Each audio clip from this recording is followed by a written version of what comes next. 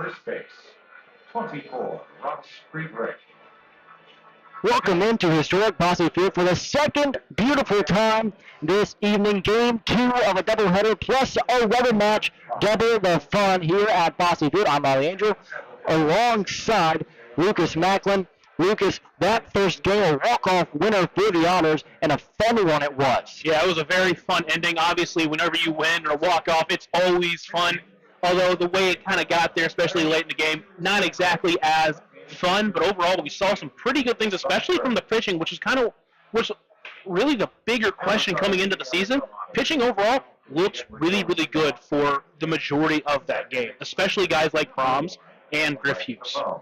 Especially Griff Hughes came in a big high leverage spot, shut the door, really slammed the door against this Gateway Grizzlies squad. Now for the game 2 of this doubleheader. Remember, Papa John's is the official sponsor of the Otters pregame and postgame shows, available every game night 20 minutes before and 10 minutes after each Otters game on the Otters Digital Network and Home Team Network. Speaking of the Home Team Network, they are the exclusive home of every Frontier League game this year. Check out the Home Team Network to sign up today and get a front row seat to every Otters game in 2025. Let's take a look at both teams' starting lineups here tonight, starting with the Gateway Grizzlies. Mark Schallenberger, the DH, leading it off in this one. Then Victor Castillo playing in left field. In the 3 spot, DJ Stewart, who is playing third base. Ross Friedrich, who's had 2 huge home runs this series, he's playing first and cleaning it up in the 4 hole. Dale Thomas, the shortstop, batting 6th. Cole Brennan, left-handed bat in center field, batting 7th. Then it's Jose Alvarez, Tanner Garrison, and Callan Halverson, the 3, rounding it out. On the mound here for Evansville in this game 2 of this doubleheader is John Beamer. Beamer, 3.83 the ERA. The year approaches 56 in the third innings pitched, 67 strikeouts, 29 walks. Lucas, he came out of the bullpen a lot last year, but did start towards the tail end. Yeah, he's a guy that can definitely give you length. He pitched in 29 games in 2 years with Campbell College. He started in 9 of those games, so he can give you length for sure. But obviously, coming out as a starter, not as expected. Obviously, with some injuries within the rotation, it has kind of forced their hand to give him an opportunity here. And especially in game 2 of a doubleheader, you're kind of wanting him to go at least 3 to 4 innings, if not even further. The defense behind him is as follows: in left field, Mason White, center Graham Brown. In right is J.T. Benson. Mason White, the left fielder, getting his first start of 2025 here in this game 2 rubber match. In the infield at third base, Ray Gill. Shortstop, Paven Parks. Second base, Alay Camo. Then first base, David Mendham. The battery mate for John Beamer is Justin Felix. Remember, tonight's pitcher-catcher battery is brought to you by the Answer Auto Repair East. Find your battery needs at the Answer Auto Repair East, located at 2319 North Green River Road, or call at 812-475-9000. Mark Schallenberger, left-handed bat to lead it off against the right-handed pitcher in John Beamer. Manager for Gateway, Steve Brook, loading this top 4 with 3 left-handers. The past 2 games of this series, the lefties have been the latter half of the order. Schallenberger digs in, wide open stance. Beamer kicks, fires the first pitch.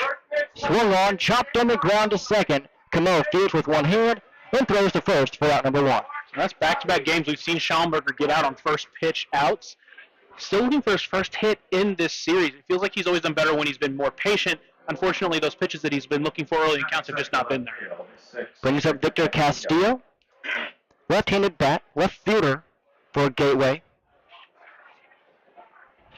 0 for 1, a couple of walks in game 1. The pitch. Taken in there for a strike at 92 miles an hour.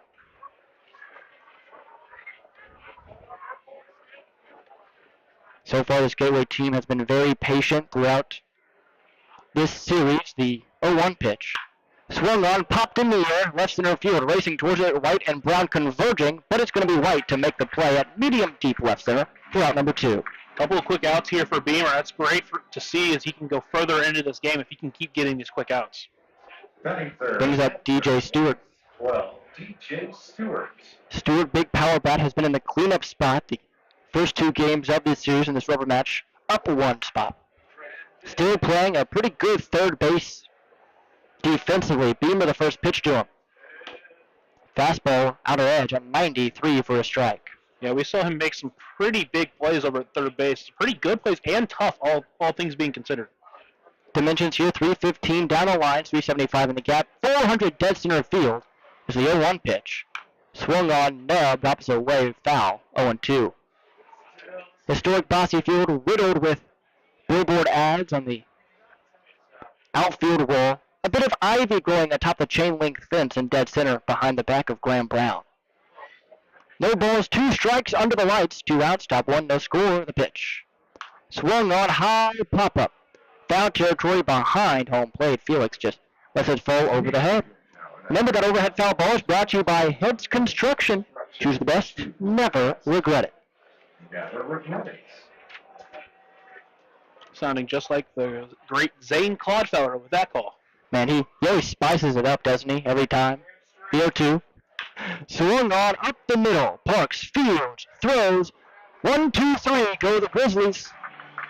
Beamer, a quick start. We go to the bottom half of 1, no score here in Evansville. Maintaining our independence becomes more and more vital as we age. Swerka and more can help you navigate this important journey by answering your questions and connecting you to free and unbiased community resources and support services.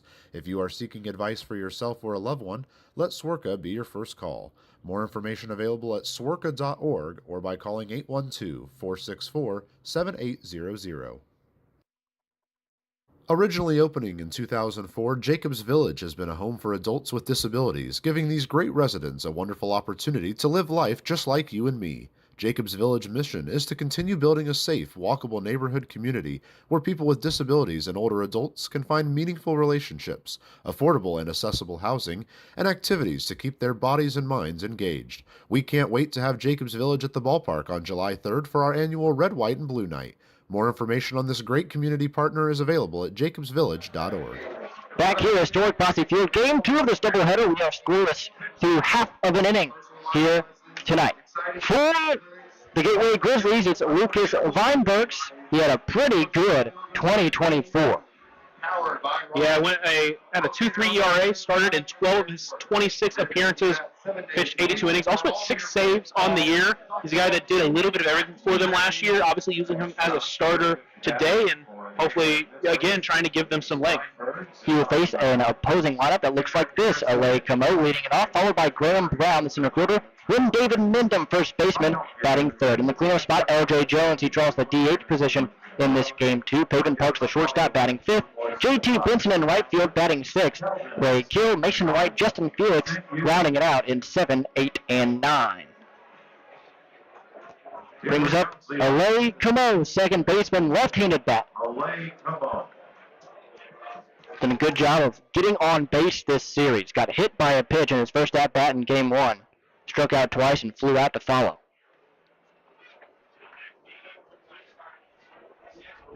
Camo awaits slightly open stance on a left-handed box. The right-hander deals. Swung on, just fouled on the third base side. Umpires better be careful. This crowd's already a little bit hyped up after that first game. Yeah. Better make sure you get some of these calls correct. Hopefully, the crowd understands Blake McKnight now behind home plate. Hopefully he doesn't get any unwarranted boos. No balls, 1 strike. From Weinbergs to Camo, the pitch. Swung on, popped him up third base side. Racing towards it is Stewart. A lot of foul territory, slides, and just drops it off the heel of his glove. Boy, oh boy, what a play that would have been. Fantastic effort going down the line. Just couldn't hold on, just couldn't grab it and hold on to it. But again, great effort there from DJ Stewart. We mentioned playing some pretty good third baseman defense. Count stays at no balls, 2 strikes. Nobody out is Camo, the leadoff batter of this game. Weinbergs looks in and sets, working out of the stretch fully. The pitch. Swung on and missed. Back foot breaker made him look silly. 1 gone. It's a great pitch to get Camo swinging. Obviously was not looking for it. Way out ahead of him. Center fielder, number 24, Graham Brown. Brings up Graham Brown. Center fielder. for the Otters, right-handed batter. Dark red batting gloves. First game struck out 3 times. Wide open stance for him as well. The pitch. Swung on, fouled back into the screen. 0-1.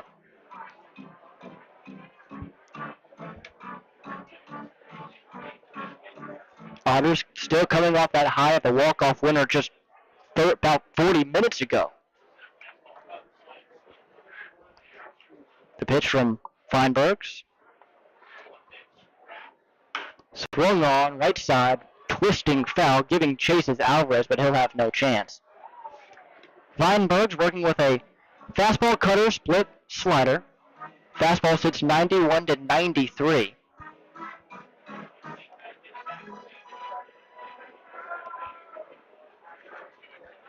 No balls, 2 strikes now to Brown.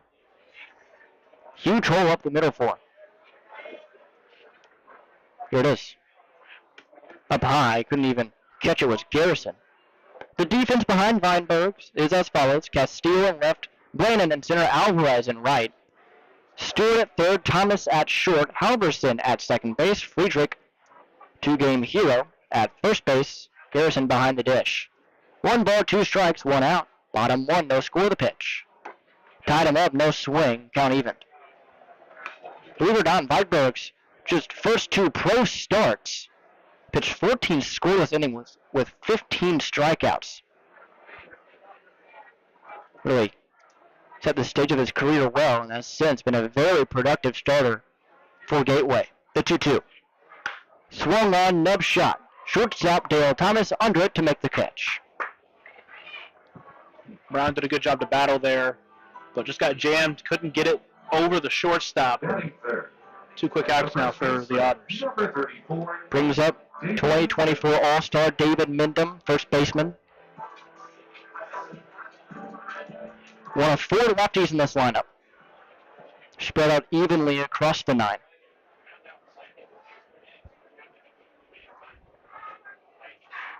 Wyndham standing fairly close to the plate, all the way back in the batter's box. The pitch.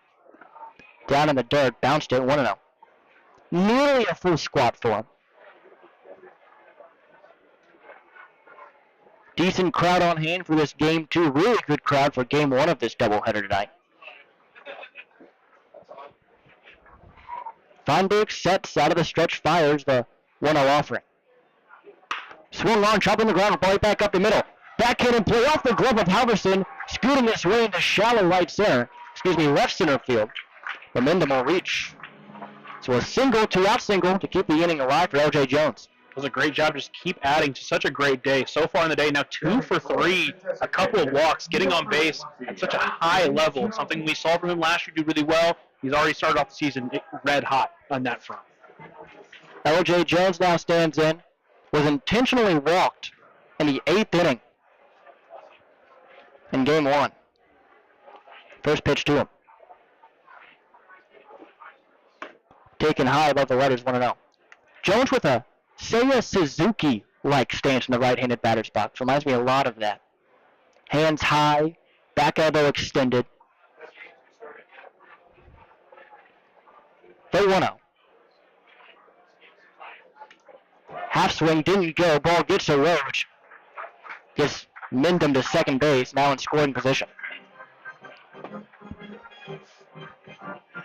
Garrison listed as the emergency catcher on the Gateway roster. Got a pinch hit opportunity in game 1. Let that one scoot by. 2 balls, no strikes, 2 outs. Runner on second base is Mindham. Jones the batter. The pitch from Feinbergs. Swung on and missed. High cheddar got him. 2 balls, 1 strike. Those pitches up in the zone, especially when you get a 2-0 count, something like that, they'll always look so pretty, but they're always just trying to get you into swinging at them when there's not really much you can do with it. Feinberg sets, delivers. Swung on and missed. Same exact pitch pretty much. Just about the same exact spot, and once again, caught swinging at it. This matchup, one of 3 doubleheaders in the Frontier League tonight, due to all the rain in the east, the rain here in the Midwest on Thursday. 2 balls, 2 strikes to count to Jones. Runner on second base is Mindham. No score, bottom 1. The pitch. Called strike 3, out of half. And Weinbergs gets out of a self-induced jam. Jones goes down looking. No score, 3-1 here on the Otters Digital Network. Maintaining our independence becomes more and more vital as we age. Swerka and more can help you navigate this important journey by answering your questions and connecting you to free and unbiased community resources and support services. If you are seeking advice for yourself or a loved one, let Swerka be your first call. More information available at swerka.org or by calling 812-464-7800.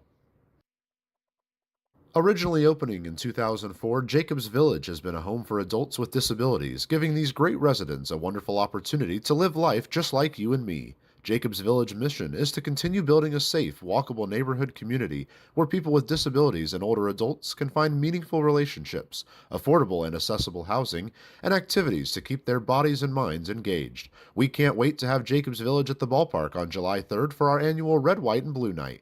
More information on this great community partner is available at jacobsvillage.org. Ballet Indiana is made up of local ballet professionals, dedicated parents, and community members in order to provide unique and life-enriching experiences for hundreds of young dancers, while carrying out their mission to inspire a lifelong appreciation for dance for both our dancers and the Evansville community. More information on Ballet Indiana and information about their upcoming performances is available at balletindiana.org. No score, 3-1 here at Bossy Field. John Beamer back on the mound for his second inning of work. Worked a perfect 1, 2, 3 in the top half of the first frame. See what he does here at the middle of the order. Ross Friedrich, Dale Thomas, Cole Brannon due up. Ross Friedrich stands in, the hero for Gateway the past 2 games. In the 7th inning, earlier today, a 2-run blast to tie the ball game and send it into extras. And then, yesterday night, a big 2-run shot as well in the 9th to begin a big rally. The first pitch to him. Swung on, chopped on the ground at first, but well foul. Now on Friday, 422 feet. It was a monster shot. The one earlier today, just 389. Still a homer, counts the same. A little different optic-wise is the 0-1 pitch. Taken at the letters, 91 miles per hour on the fastball, 0-2. Yeah, you know the ball's way gone when your right fielder doesn't even go for it. Yeah. You can see the outfielders on the other one. They were chasing back. Hopefully it was going to fall short. It didn't, but yeah, the other one, it was way gone, way quick. 3-0-2. Up and away, 1-2. That one was a little bit too close for comfort when it comes to at least to the crowd standards. They've been certainly vocal with what they think the zone is. The 1-2 pitch. Swung on, jam shot, foul, giving chase briefly is Gill, but he'll let it fall out of play on the left side. One thing about this, the older ballpark field, especially here at Boston Field, a lot of foul territory to work with. Yeah, especially kind of in and around that first and third base area. The 1-2. Swung on, fouled right back into the screen, and Friedrich a good at bat. Beamer a couple times just rearing back and throwing it. Last one at 93, this one at 91. Trying to blow it by him. Friedrich, not really an open stance. Slight squat, but nothing crazy at the knees. Bat parallel to his back shoulder, though. 1-2. Way wide. 2-2. Tonight's official attendance for this doubleheader, 3,248 Evansville natives deciding to come out to Bossy Field for a night of baseball fun. The 2-2. Swung on, ripped foul, first base side. This is one of those at-bats that in the past 2 games he's had late in the game and he's gone yard. Similar feeling here, even though it's only in the second. 2 balls, 2 strikes. Here it is. Called strike 3, outer half. 1 gone. Top half of 2. Beamer got him looking. Looked like Beamer tried to do that earlier in the count, but just kept it a little bit too wide. This time, just getting the top corner of the zone, catches Friedrich looking, and a huge out number 1 for Beamer. Brings up Dale Thomas. Right-handed bat playing shortstop from De Leon Springs, Florida, the pitch. Front door breaker in there for a strike, 0-1. Gateway baby blue jerseys, navy blue lettering, white numbers on the back. Otters, the traditional home whites for game 2, the 0-1 pitch. Oh, that one got him bending, but not called, 1-1. That one looks really good, but unfortunately no call from the blue there. 1 ball, 1 strike, 1 out. Top 2, no score here in Evansville, the pitch. Taken out of half, that one's called, 1-2. Beamer doing a great job just hitting, really painting the black with these pitches. They are on the edges, not leaving anything over the middle of the plate.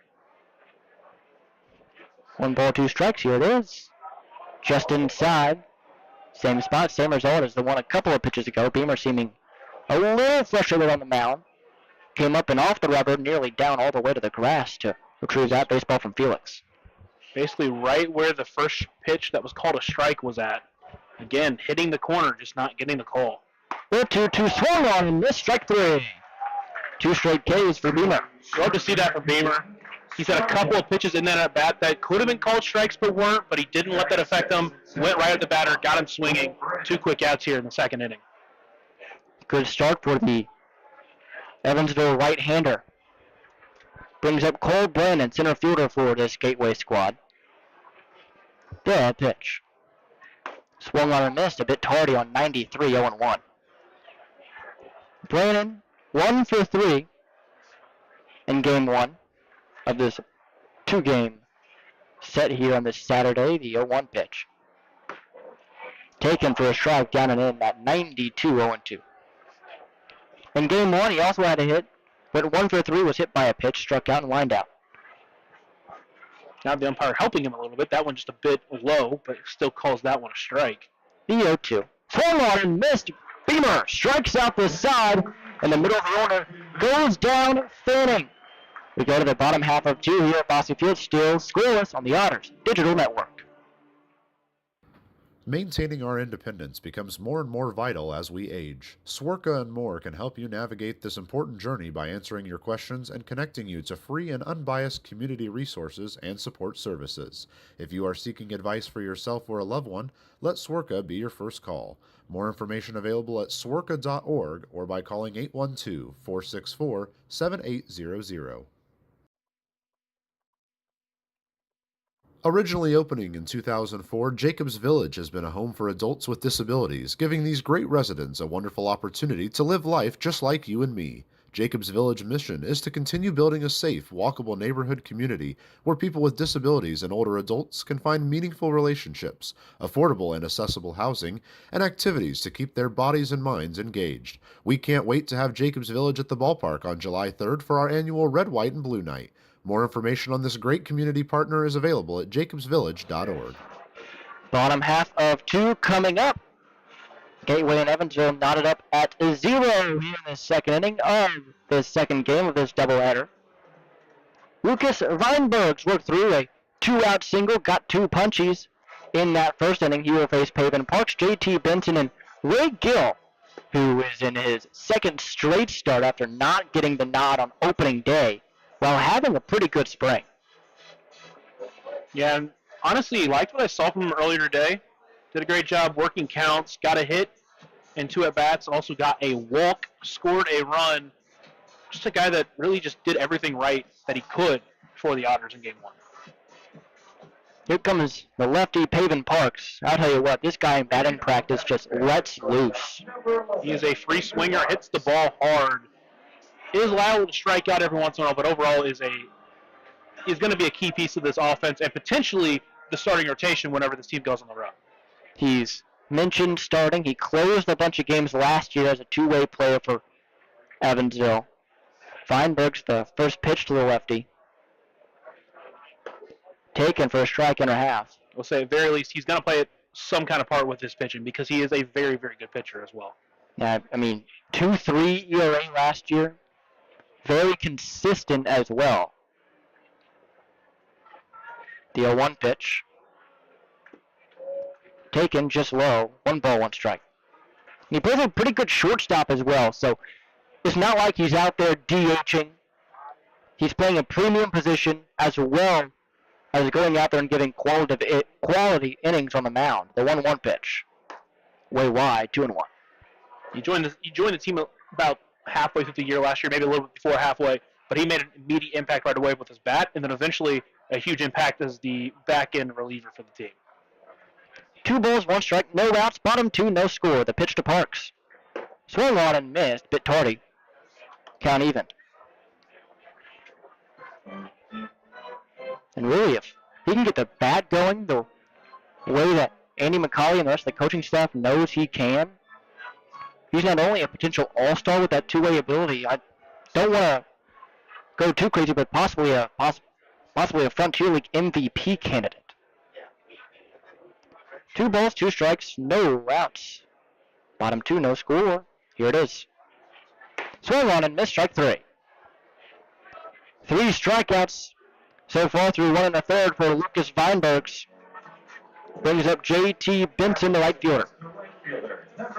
Here comes the Otters hero from earlier today. Went 2 for 3 in the game. Obviously had the game-winning hit that went up the middle. An exciting player that's had some big moments so far. Had a really big moment here in Game 2. Stewart playing with his toes on the infield grass over at third. Rest of the infield straight up, same with the outfield. First pitch to Benson. Ball up and in. We've talked about it so much about how beginning the year only 3 players listed on the roster as an outfielder for Evansville. Benson just providing a little bit more depth at those positions. The 1-0 pitch up and in as well. He played in all 3 spots during his collegiate tenure. With Louisville, played in right center and left. Tonight getting the nod at right field. The 2-0 pitch. Swung on and missed. 2-1.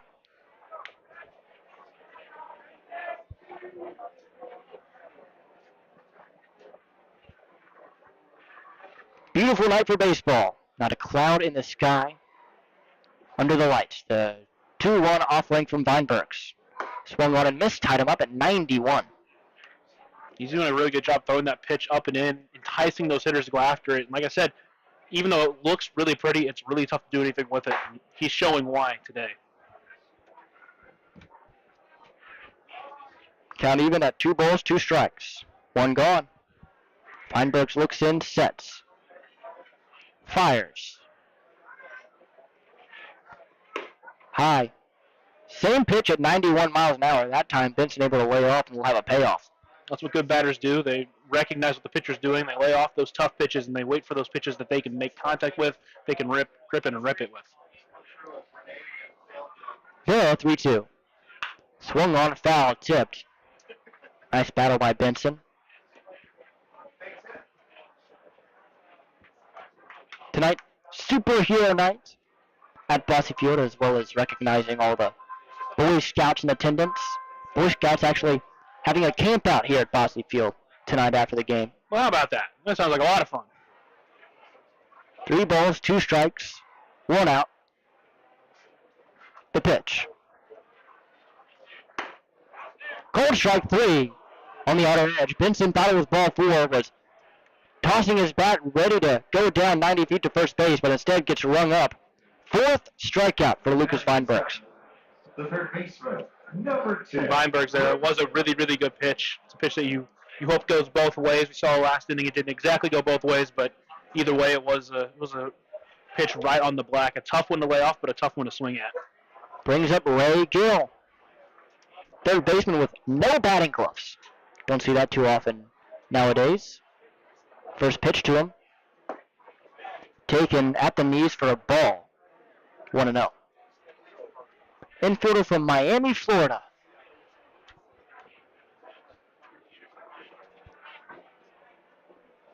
Feinberg's the 1-0 to him.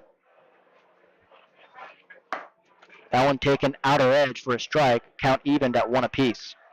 It's another great pitch, just hitting the corner. Mentioned it with Beamer, but Weinberg's doing a good job painting the corners, giving a tough time for these Otters hitters. 1 ball, 1 strike. Here it is. Way wide. And Lucas, we were talking about it a little bit, but the way that this Grizzlies team just keeps finding guys to fill the rotation, fill the bullpen, and all of them are nasty. Yeah, exactly. I mean, Weinberg is a veteran of this team. It's his 4th year with the Grizzlies. He's a guy that they know they can trust wherever they end up putting him, and we're seeing why tonight. Swung on, never up the middle, off the glove of Weinberg as he turns around, and that's going to lead to an infield single for Ray Gill. Careened over to Stewart, couldn't quite pick it up and make the throw, as Gill just a little too quick down the line. Sometimes it's better to be lucky than it is to be good. That's a situation where the pitcher's trying to make a play, but it goes off his glove. A lucky base hit there for the Otters, but you'll take that any day of the week. So for the second inning in a row, the 2-out base knock gives way to another Otters batter, this one being the lefty. Mason White had a big year last year in his debut with the Otters.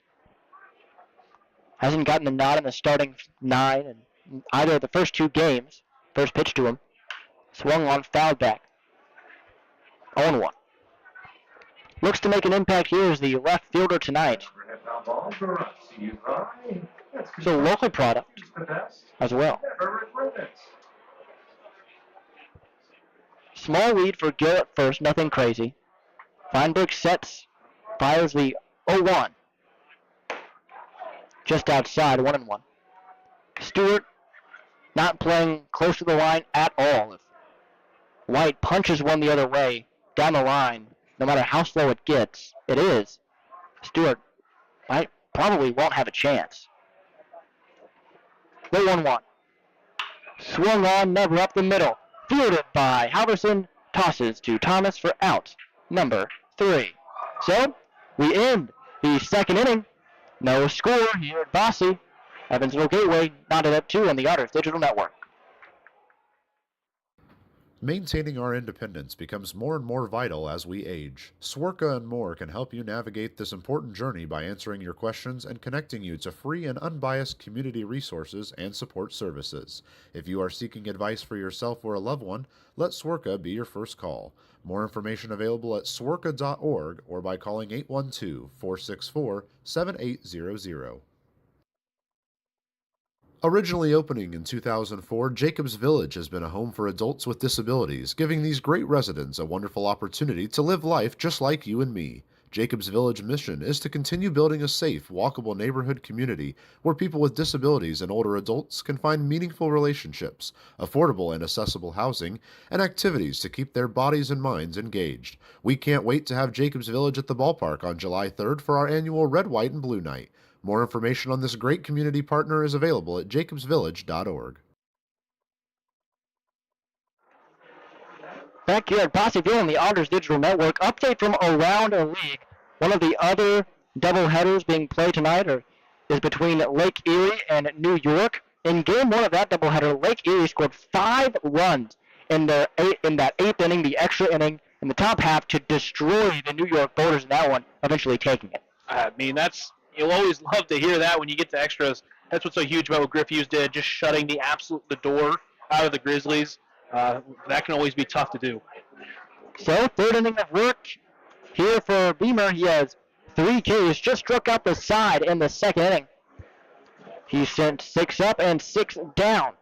So far, he'll face Alvarez, Garrettson, and Halverson. As here comes Jose Alvarez, right-hander playing in right field tonight.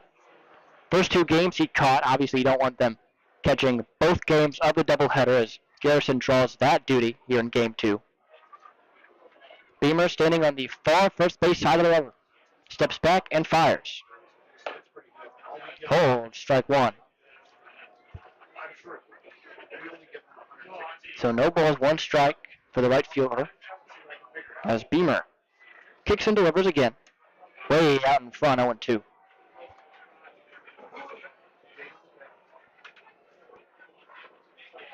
Overall in the Frontier League, a lot of games being played tonight.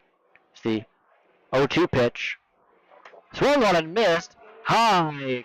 Breaker got him swinging. 4 straight strikeouts now for Beamer. Beamer just able to do whatever he wants right now, going wherever he wants. He is mowing down these gateway hitters right now. So Lake Erie beating the New York Boulders in game 1 of their doubleheader. Windy City over Washington, 4-0 tonight. Schaumburg as the first pitch swung on and missed by Garrison.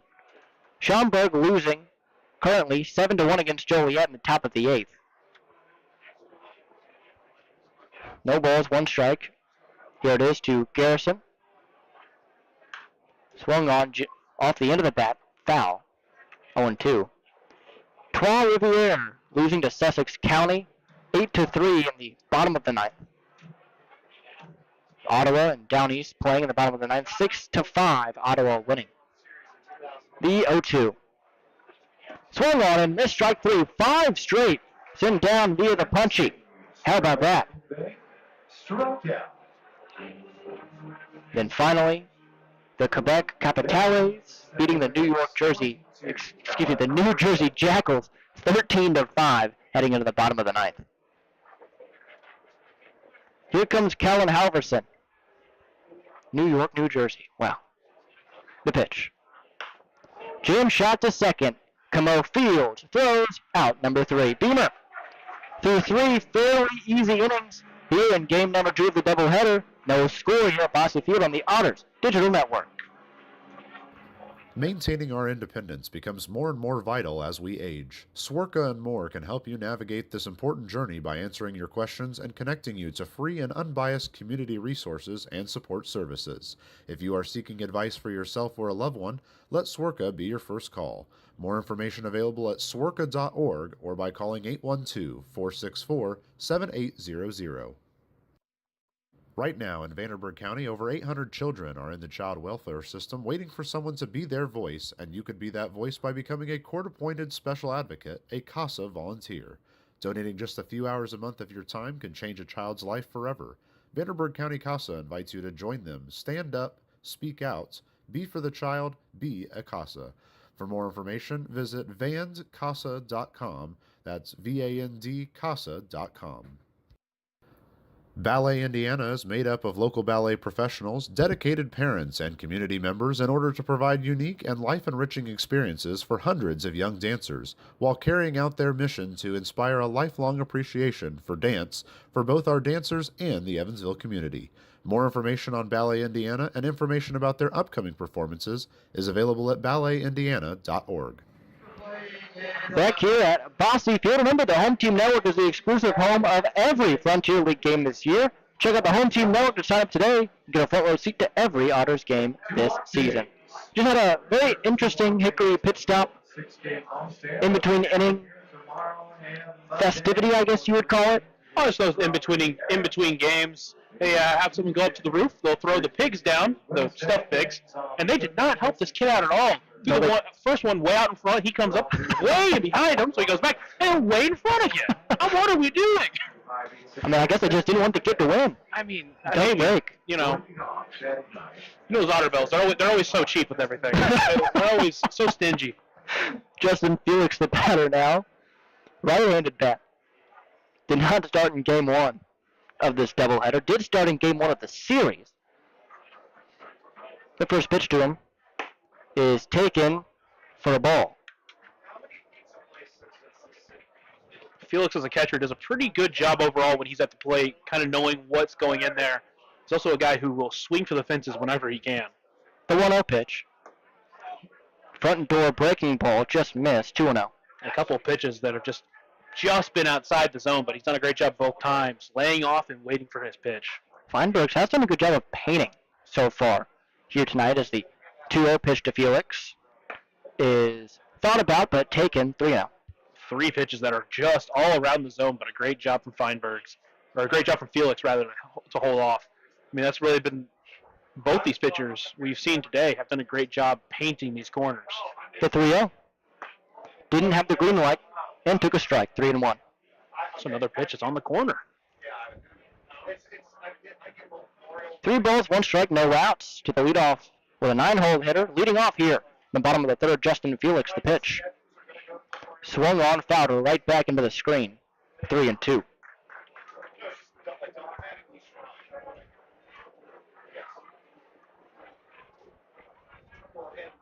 What a night for baseball here as time called by Felix.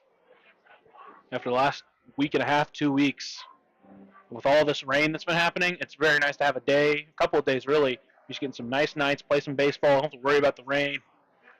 And next week, the Trois Rivières Series, that's supposed to be a pretty beautiful week as well. 3 balls, 2 strikes.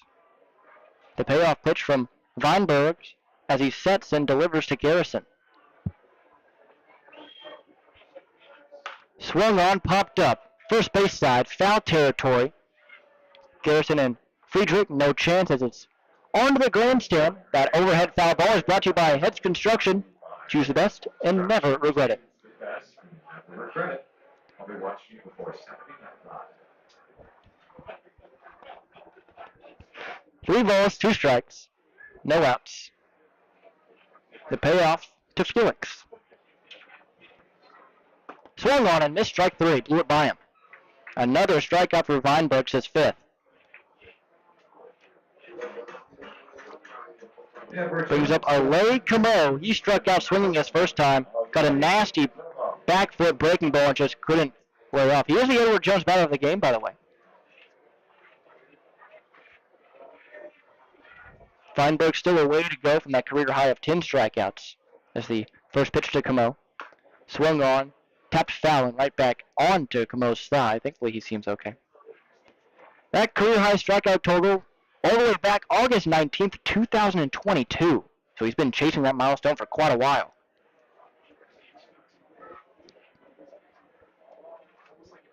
The 0-1. Backdoored him, 0-2. Camo's patient approach so far hasn't paid off today. He's gotten behind in a lot of counts.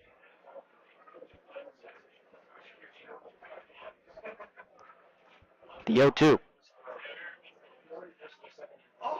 Swung on off the end of the bat up the middle. Backhand play by Halverson. As he ranges to second, throws to first out on the play just by about a couple of steps. Nice play there by Halverson. That is not an easy play up the middle, going away from your body, and a guy with speed like Alay Camo. It's a great play by Halverson to get the second out of the inning.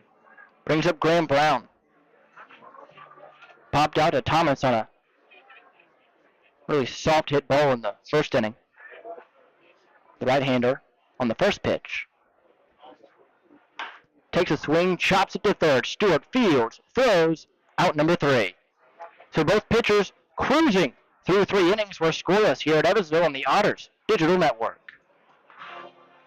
Catalyst Church Food Pantry is honored to be the nonprofit partner of Friday, May 23rd's Otters game. Catalyst Church invites the community, but also the churches from the tri-state to come and unite as one game, as one church, around one cause. Catalyst Church invites each person to bring at least one, if not more, non-perishable food item for their food pantry to continue helping the Evansville community. A great night of baseball is planned, and post-game fireworks are just part of the fun. More information can be found on Catalyst Church Evansville's Facebook page. Right now in Vanderburgh County, over 800 children are in the child welfare system waiting for someone to be their voice, and you could be that voice by becoming a court-appointed special advocate, a CASA volunteer. Donating just a few hours a month of your time can change a child's life forever. Vanderburgh County CASA invites you to join them. Stand up, speak out, be for the child, be a CASA. For more information, visit vandcasa.com. That's VAND CASA.com. Ballet Indiana is made up of local ballet professionals, dedicated parents, and community members in order to provide unique and life-enriching experiences for hundreds of young dancers, while carrying out their mission to inspire a lifelong appreciation for dance for both our dancers and the Evansville community. More information on Ballet Indiana and information about their upcoming performances is available at balletindiana.org.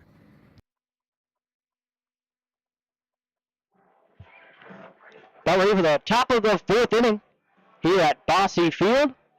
No score as of yet. While we wait for this 4th inning to get underway, let's take a look at some Major League Baseball scores, why don't we? The Los Angeles Dodgers beating the Arizona Diamondbacks in a massive one, 14-11, that final. That was yesterday. We look at the scores today. Cincinnati-Houston playing. Cincinnati beating Houston 13-8 in the top of the 8th. Boston currently over Kansas City in the bottom of the 9th, 10-1. Miami beating Chicago. Battle of the bottom of the league right there, 3-1 in the bottom of the 9th.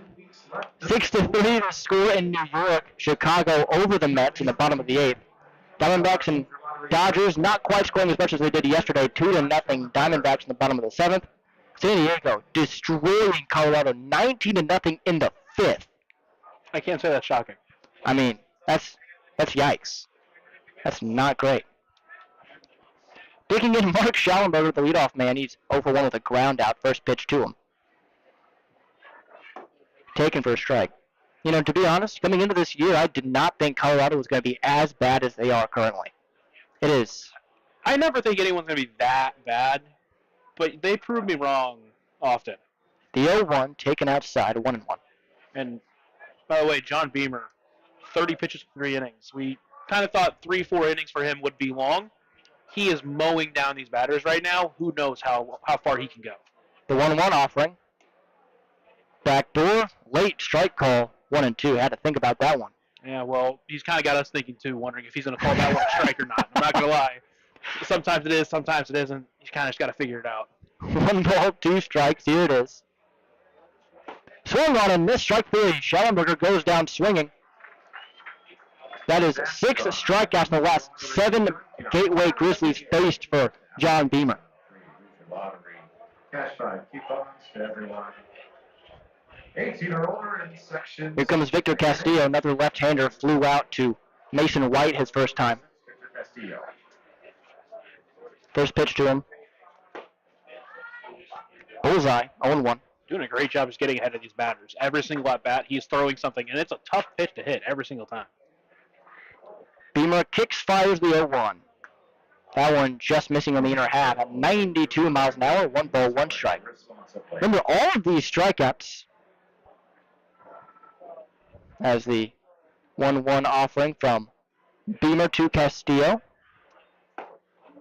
In there, 1-2. All these strikeouts brought to you by German American Bank. Got a lot of them so far.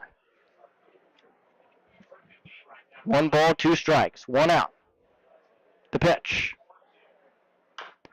Swung on, chopped on the ground at first, but foul. Count stays at 1-2.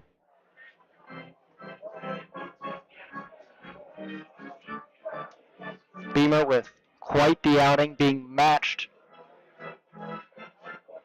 pitch for pitch by Lucas Feinberg on the other side. So, 40 pitches for Beamer. Only 6 of those have been called for balls. Man, great job at pounding the zone. The 1-2.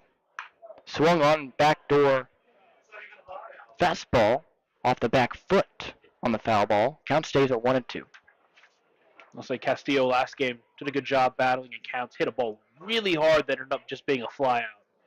He worked his way up to being the number 2 batter in this game. The 1-2. Swung on, battled off the end of the bat, foul third base side near the Grizzlies bullpen.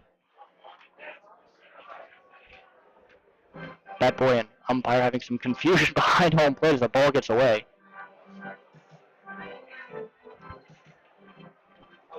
1 ball, 2 strikes, 1 out. The pitch from Beamer. Taken outside, 2-2.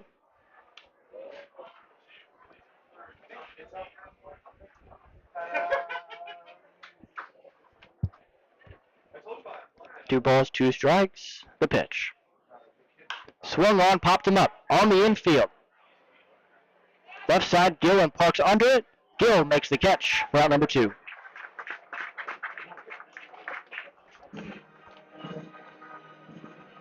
The first 11 that Beamer has seen have all been sent down. 12. DJ Stewart. Here comes DJ Stewart, grounded out to Parks his first time.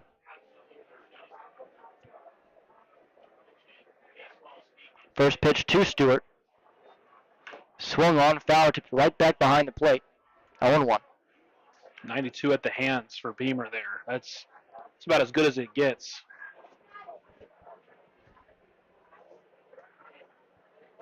Stewart, local kid near Gateway from St. Louis, Missouri. The 0-1. Swung on, missed. Boy, that made him look silly. Outside slider. Did a good job working in on that first pitch and then pushed that one away. Now you can pretty much do whatever you want with him on this one. The 0-2. Beamer decides and chooses the pitch.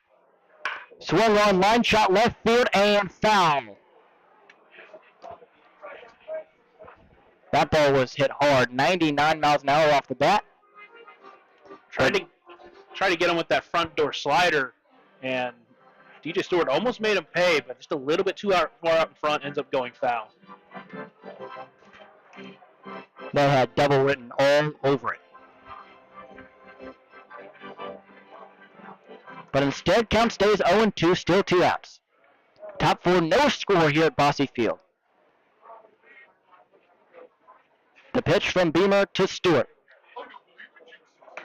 Outside, 1-2.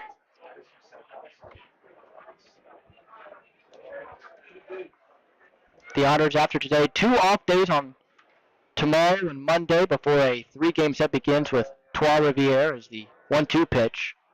Swung on, punched the opposite way, hooking, foul, just beyond the reach of David Mintum on the first base side.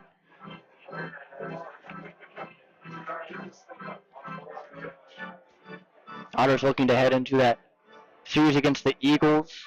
1 win stronger and above 500. Gateway just trying to get above 500, so they have a good standing in a brutal West Division. The 1-2. Swung on, fly ball left field. White comes in on it. It's fairly shallow and playable. White makes the catch for out number 3. Beamer has sent the first 12 up and down. We now go to the bottom half of 4, no score here in Evansville. Originally opening in 2004, Jacobs Village has been a home for adults with disabilities, giving these great residents a wonderful opportunity to live life just like you and me. Jacobs Village mission is to continue building a safe, walkable neighborhood community where people with disabilities and older adults can find meaningful relationships, affordable and accessible housing, and activities to keep their bodies and minds engaged. We can't wait to have Jacobs Village at the ballpark on July 3rd for our annual Red, White, and Blue Night. More information on this great community partner is available at jacobsvillage.org. For the last 5 years, the Evansville African American Museum and the Evansville Otters have partnered together to offer tickets at no cost for the whole family for the Juneteenth Negro Leagues Baseball Tribute. All are invited to celebrate Juneteenth with us on June 19th for the annual Salute to the Negro Leagues game. Pre-game activities start at 4:30 with first pitch scheduled for 5:05. For information on these tickets, fans can stop by the Evansville African American Museum at 579 Sandra Matthews Way in Evansville or any local Evansville Vanderburgh Public Library. Back here in Evansville to remind you of some promotions coming up here in Evansville. Tuesday, May 13th, the first one against Trois Riviere. Teacher Appreciation Night. The night after, Mother Appreciation Night. Early Happy Mother's Day to all the mothers out there for everything you do. That Mother's Day is tomorrow. If you haven't gotten a gift, make sure you go get one. And then Thursday, May 15th, Margaritaville Night. So we will see how Weinbergs does here in his 4th inning of work. He's just given up 2 hits. He will face the middle of the order in Mendham, Jones, and Parks. It's a big spot for the Otters lineup to try to get something going. You've had a masterful performance from John Beamer on the other side. Now you got to put some runs on the board for him and hopefully just give him a lead to work with. Mendham 1 for 1. Advanced the second on a pass ball back in the first inning, but was stranded there. The first pitch to him. Taken in the dirt. 1 ball, no strikes.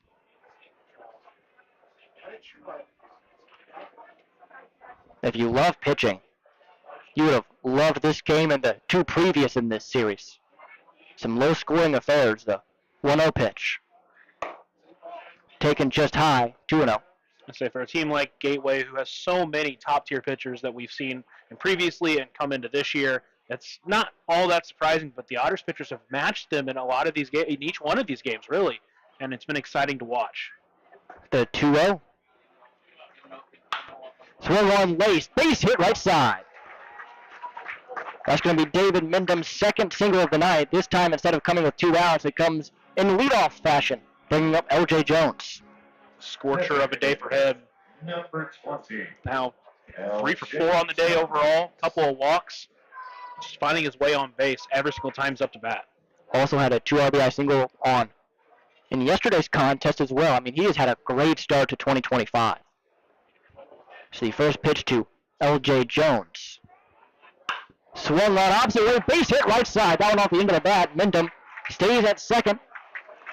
2 straight singles for the Otters, and they're in business with Pavin Parks coming up. And now you have to find a way to get some runs across the board in this inning. A couple of hits early, and you got to start. You got your power hitter, Pavin Parks, coming up. You really do need to try to find something here. Here comes pitching coach Nick Kennedy once more. No one up in the Gateway pen, so probably this meeting more just a strategic meeting and giving some time for those bullpen guys to start stretching. Say back-to-back pitches, back-to-back base hits off him. Slow him down, settle him down, get him back into his rhythm. He's pitched so well today. He's going to stick with this guy because he has done so well. Just get him back in that rhythm and get him to attack this next hitter. Next hitter is Pavin Parks, left-handed bat, shortstop tonight. Has some power. And by some, I mean a lot. Like I said, he joined the team about halfway through the season last year. He ended up being second on the team in home runs. He came in and it had an impact with that power bat. First pitch to him. Swung on, chopped foul, third base side, out of play, 0-1.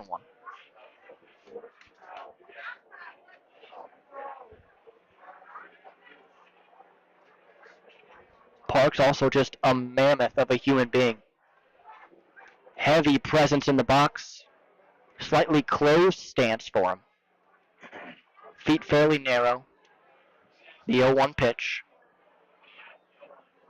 Swung on, little never, base hit right side, just falls. They're going to hold Mendham at third. Bases are going to be loaded with nobody gone here for the Otters. JT Benson, who's already had a huge day, comes up. Just one of those that you didn't get a lot of power on, got jammed a little bit off the end, or maybe off the end of the bat, but just hit hard enough to get over the infield, in front of the outfield, get a base hit. Obviously, Mendham had to hold a little bit to make sure it wasn't caught, so a runner doesn't score, but now you set the Otters up, bases loaded, nobody out. Obviously a situation where at least one run has to come across, if not more. Infield in, double play depth. Benson the batter. Stewart fairly shallow over at third base. The first pitch. Taken outside. 1-0. That's a pitch that you really want to have if you are Weinbergs. Throw it perfectly on the corner. It's kind of one of those 50-50 calls, and you just really want to get it, but you didn't get it this time. 1 ball, no strikes. Weinberg's working behind in the count. The pitch to Benson with bases loaded, no gone. Swung on, jam shot, foul. 1-1.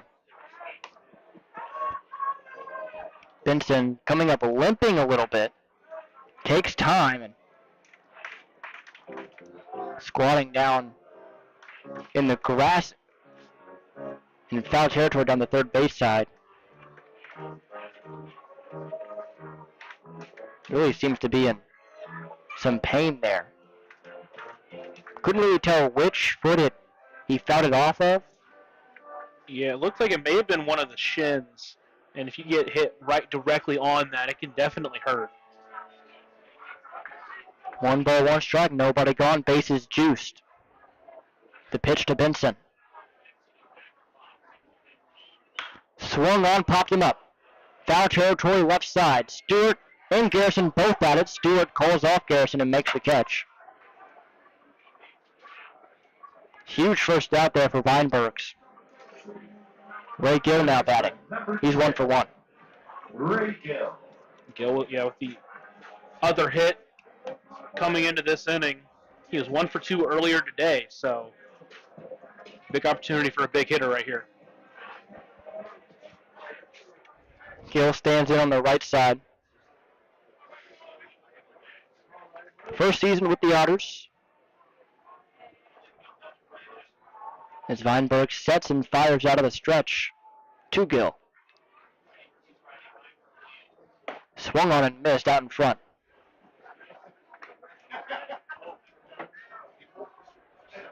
Spent time in the Pioneer League his entire career as a pro before this season with the Boise Hawks and the Ogden Raptors.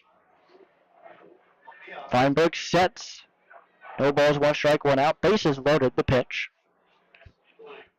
Swung on and missed. Blew it by him. Pulled the string in the first pitch, then just reared back and let it loose in the second one. He was way behind that one. This is a must-score situation here for Evansville as Gill calls time. He did have 18 homers last season with Ogden, an OPS of 1,019.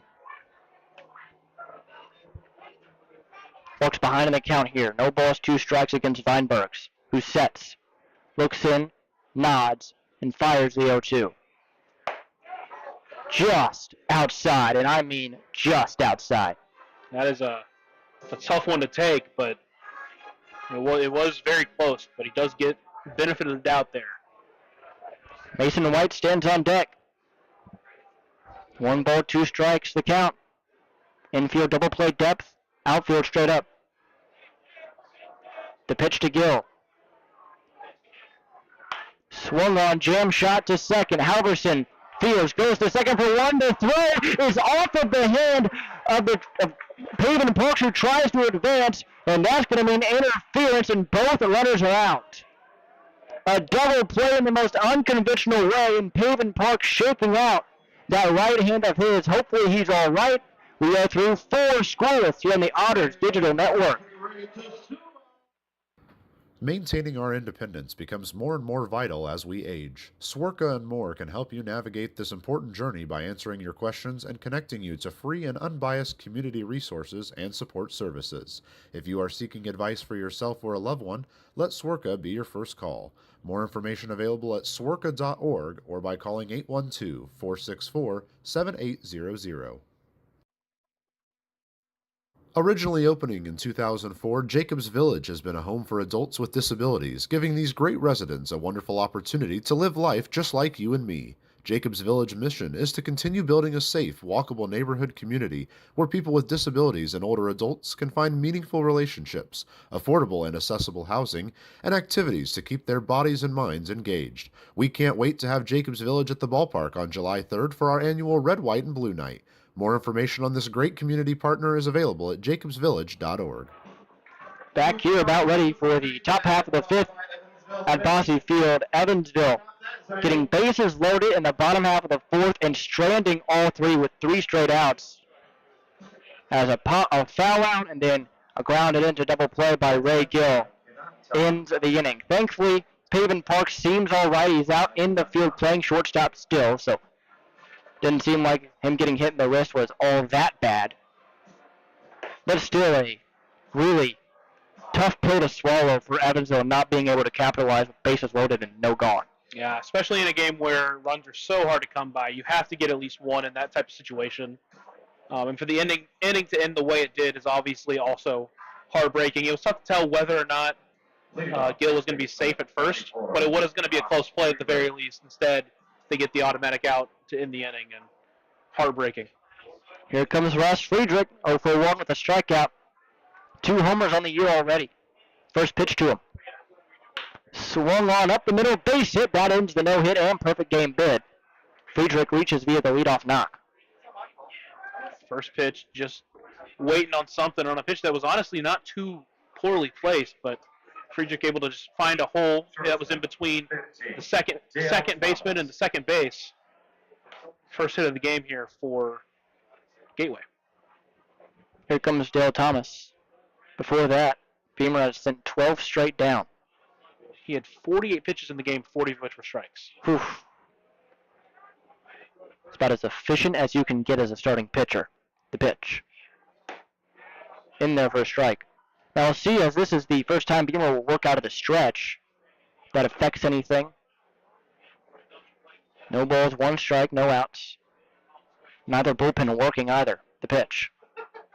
Swung on off the end of that. Shallow fly ball right center field. Benson under it, makes the play for out number 1. And that's how you want to respond right there for Beamer. Get the out. You give up a hit here, you give up the out, you get the out, get right back into your rhythm. You just go attack the next batter. So 1 gone, runoff for still Friedrich. Cole Brannon batting. Struck out his first time, part of that second inning in which Beamer struck out the side. That was during a stretch in which Beamer struck out 5 straight Grizzlies. The pitch to Brandon. Squares around a bunt, pops it up, foul, 0-1. Gill was playing all the way back, not nearly expecting that. Brandon can run, so not necessarily surprising. Now Gill paying a little more attention, playing a little shallower over at third base. Those are the types of bunts that if you can just catch the defense off guard when they're not ready, be huge if you can get a bunt single. The 0-1. Swung on, jam shot, foul, third base side near the Gateway bullpen.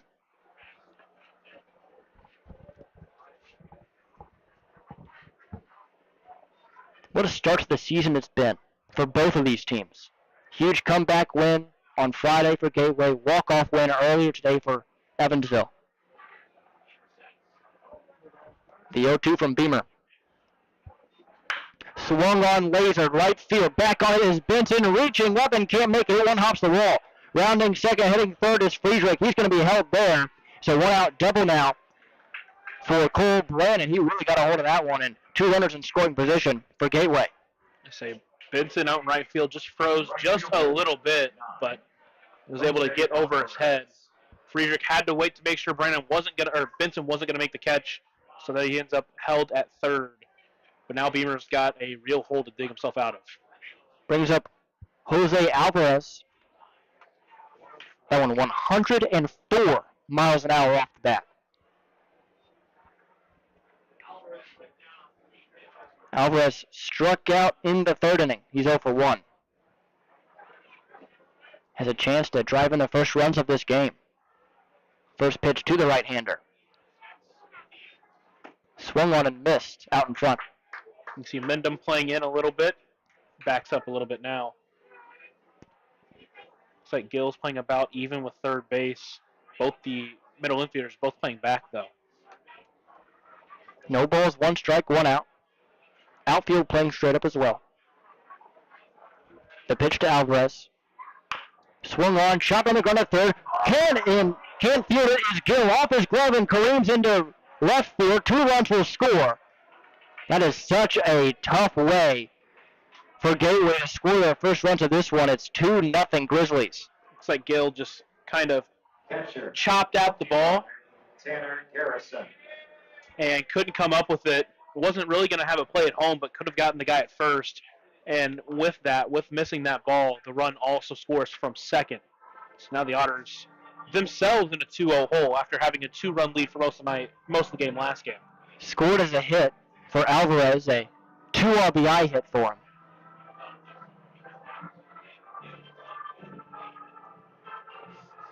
Full infield on the mound during the meeting with pitching coach Max Peterson.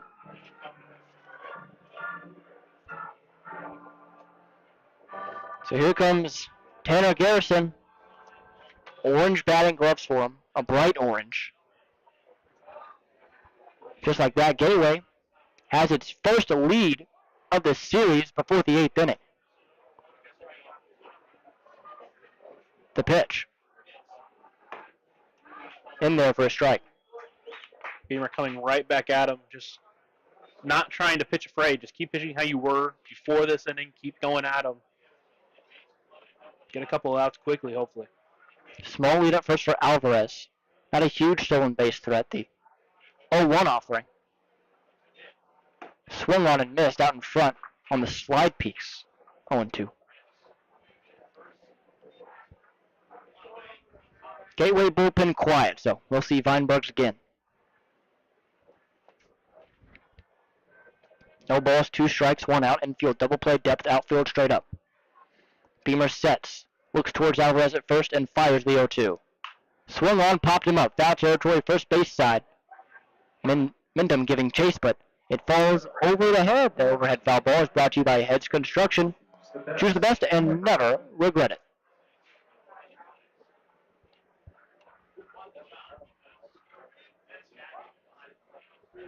Garrison looking to extend the hit streak here for Gateway. The 0-2 pitch to him. Swung on, fouled off. Good battle.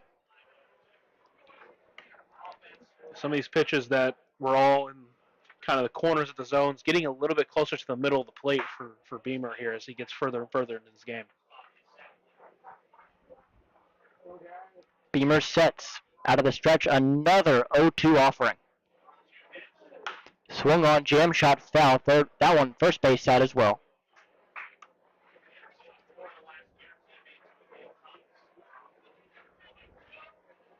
Garrison not getting a start in game one. Got a pinch hit opportunity. Didn't get the start in the series opener either. But they didn't want Alvarez to catch 2 games in a row. As the 0-2 pitch to Garrison is off the end of the bat. Shallow fly ball drops in front of Benson for a knock. Rounding second, heading for third is Alvarez. He's going to get there standing. Runners at the corners now for Gateway. Just an at-bat where a couple of great Second baseman. foul offs Alvarez. from Garrison, then just get it off the end of the bat, but gets the hit anyway. And now Beamer in another hole. Callan Halverson to bat. Right-hander. Now the Evansville bullpen starting to get warm. Starting to warm Ethan Bradford, the lefty. Beamer sets in a bit of trouble. Faces Halverson, the pitch.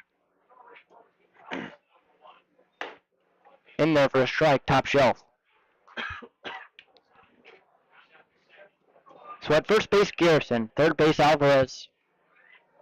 Alvarez accredited the 2-run single earlier this inning. It's 2-0 Gateway, top 5. The pitch.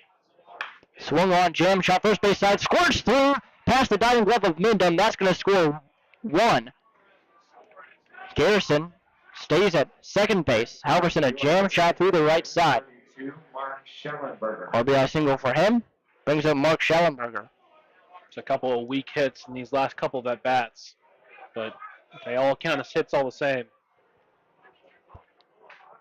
That one only 64 miles an hour. And here's Mark Schellenberger. He's been held quiet. Don't think that's going to happen for long. First pitch to Schellenberger from Beamer is taken for a strike. Top of the zone, 0-1.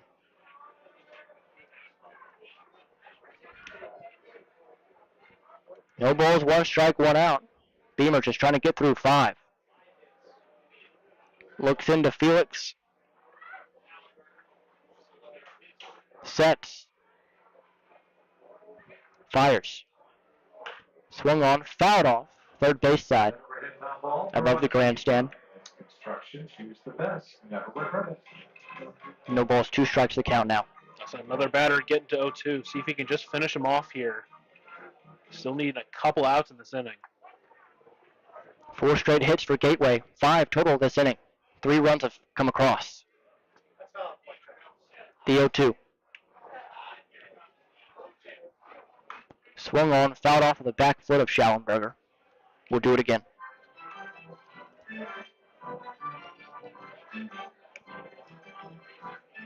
Just a really tough inning for Beamer, who through 4 was marvelous. Sent 12 straight down before giving up a leadoff single to Friedrich, and then the wheels have fallen off. No balls, 2 strikes. Beamer sets, looks in, fires. Swung on another foul chop, and Schellenberger with a nice at-bat brewing.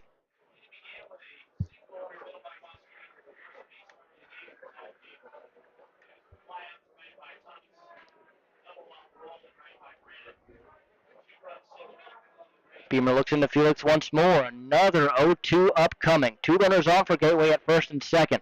3-0, the lead for them, the pitch. Another foul ball.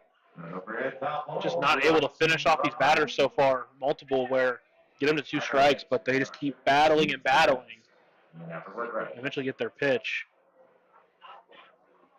Just want to point out, now almost 70 pitches here for Beamer. Still only 8 balls thrown. He's been filling it up, that's for sure. No balls, 2 strikes. Time called by Schellenberger.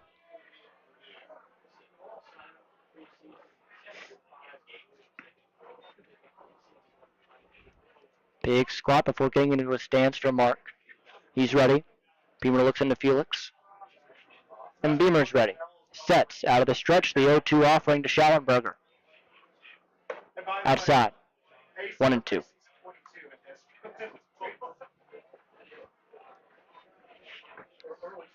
Just such a tough inning so far for Beamer. Really laboring through. Seems that Bradford is ready in the bullpen. The 1-2 pitch. Swung on, chopped foul once again. What an at-bat. Right now by Mark Schallenberger. My goodness. I mean, this is the kind of batter that you knew you were getting when you bring him in after his career at UE. We haven't really seen it to begin this year, but this is an at-bat that it's got to be really encouraging for him going forward. That's why he's in the leadoff spot, too. Just battles. The 1-2 now is Schallenberger. Swung on, base hit right field, his first of the season. They're going to hold the runner at third, and bases are loaded for Gateway. Mark Schallenberger with the first professional hit of his career. Someone get him that baseball. Victor Castillo. Brings up Victor Castillo, and looks like that is likely going to do it for John Beamer. Max Peterson coming out to make the change. And it'll be Ethan Bradford out of the pen. Big, tall left-hander. As Beamer exits, 4 tremendous innings. Just couldn't quite do it and replicate those first 4. In the 5th, when we come back, we'll talk about Ethan Bradford. You're listening to the Otters Digital Network. Maintaining our independence becomes more and more vital as we age. Swerka and more can help you navigate this important journey by answering your questions and connecting you to free and unbiased community resources and support services. If you are seeking advice for yourself or a loved one, let Swerka be your first call. More information available at swerka.org or by calling 812-464-7800. For the last 5 years, the Evansville African American Museum and the Evansville Otters have partnered together to offer tickets at no cost for the whole family for the Juneteenth Negro Leagues Baseball Tribute. All are invited to celebrate Juneteenth with us on June 19th for the annual Salute to the Negro Leagues game. Pre-game activities start at 4:30 with first pitch scheduled for 5:05. For information on these tickets, fans can stop by the Evansville African American Museum at 579 Sandra Matthews Way in Evansville or any local Evansville-Vanderburgh Public Library. Back here in Evansville, Ethan Bradford, big, tall left-hander, steps onto the mound for Evansville. Bradford, 6'3" from Lake Compton, Kansas. Look at his numbers last year. Spent the summer with the Trenton Thunder in the MLB Draft League, pitched to a 1.01 ERA in 35 2/3. Did not play too much his senior season with Kansas, only got 9 innings of work in which he allowed 10 runs, 9 of them earned. Did not give up a homer, though. He hasn't given up a home run since 2021 in the summer in the North Woods League with the Lacrosse Loggers. So, very effective at keeping the ball in the ballpark is the left-hander Ethan Bradford. And that's exactly what you want with the bases loaded now. And really, if Gateway gets a couple of more base hits, this one kind of feels like it's out of reach the way this Gateway pitching staff is. You really need to shut them down now, and then hopefully you start cracking into this lead, because you cannot let this go on for too much longer being down. We talked about this. If this team has a lead, especially getting in late into a game, they're going to be tough to beat. We're getting late in this game. Obviously, we're into the final 3 innings, and they have a 3-run lead. So you need to shut them down here now, and then hopefully you start to push through with these next couple innings. Victor Castillo to bat, lefty on lefty. He's 0 for 2 today. Fly out, pop out. Bases loaded. First pitch to Castillo is taken outside for a ball, 1-0. On first, Schallenberger. Second, Halverson. Third is Garrison. Tough inning for Evansville pitching so far. 6 hits given up so far in the inning. The pitch. Swung on, fouled off, 1-1. Just 1 extra base hit in the inning, though, and that was Cole Brennan's double.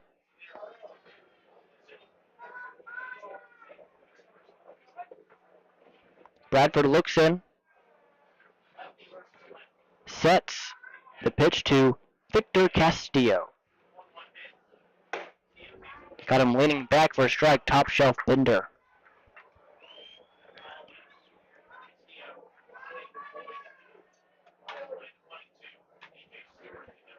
So 1 ball, 2 strikes. 1 out. The pitch. Swung on, chopped foul at the plate, caught a piece of Justin Felix, but he seems like he'll be okay. Count stays 1 ball, 2 strikes.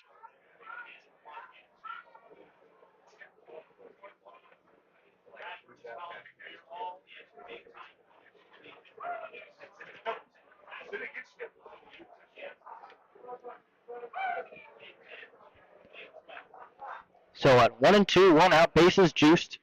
Bradford steps on the rubber, looks into Felix. Agrees and sets. 3-0 Gateway, the pitch. Swung on and missed, strike 3. Castillo, the first 2025 strikeout victim for Ethan Bradford. That's a big out number 2 for this Otters team. Obviously a big out number 1 for Ethan Bradford in his first game for this team. And now with a chance to maybe get out of this jam and limit the damage that's already been done. Comes DJ Stewart. He's the 9th batter of the inning. Big power bat, the pitch. Swung on, rolled over to short. One-hand glove by Parks, though, to first in time, out number 3.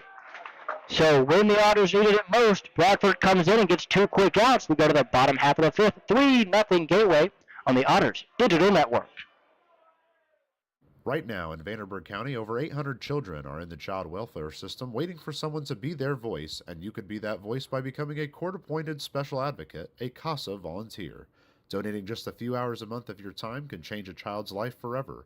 Vanderburgh County CASA invites you to join them. Stand up, speak out, be for the child, be a CASA. For more information, visit vandcasa.com. That's VAND CASA.com. Originally opening in 2004, Jacobs Village has been a home for adults with disabilities, giving these great residents a wonderful opportunity to live life just like you and me.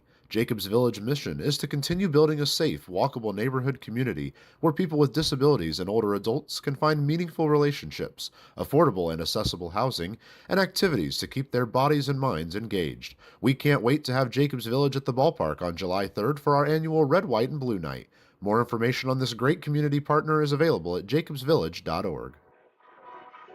Bottom half of 5 coming up. Gateway, after a 3-run top half of the 5th, now leads it 3-0 over Evansville. Lucas Weinbergs has been so good through 4 innings, but the Otters looking to bounce back with a big 5th inning of their own.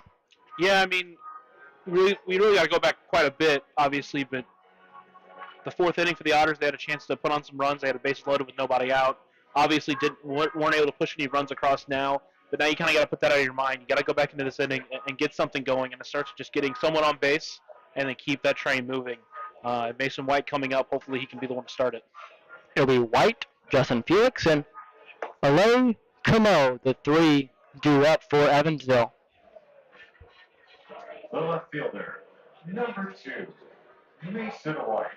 Mason White today, 0 for 1, grounded out back in the 2nd to second base. Gateway bullpen still quiet here in the bottom half of the 5th.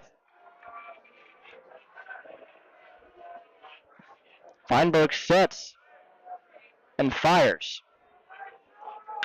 Swung on, bounced on the ground to second. A one-hand glove by Halverson. Throws the first. Easy out number 1. And after a long inning from your offense, that's exactly how you want to start. A quick first out. You want to do everything you can to get your offense right back out there as quickly as possible. Brings up Justin Felix. Felix struck out swinging in the 3rd. He's one of 5 strikeouts that Feinbergs has collected. Right-handed bat is what Felix is. Versus the right-hand pitcher in Feinbergs. Good pitch. Bender just below the knees. 1 ball, no strikes. So Evansville with some work to do here in the bottom of the fifth. 3-0 Gateway. The 1-0 to Felix. Just wide. Gateway has out-hit Evansville now, 6-5. All 6 of those hits coming in the top half of this inning. No errors for either side. 2-0 offering. That one missing wide as well. 3 balls, no strikes. Felix once again doing a good job working the count, waiting for his pitch. Started his last at bat going 3-0. See if he can do something with it this time.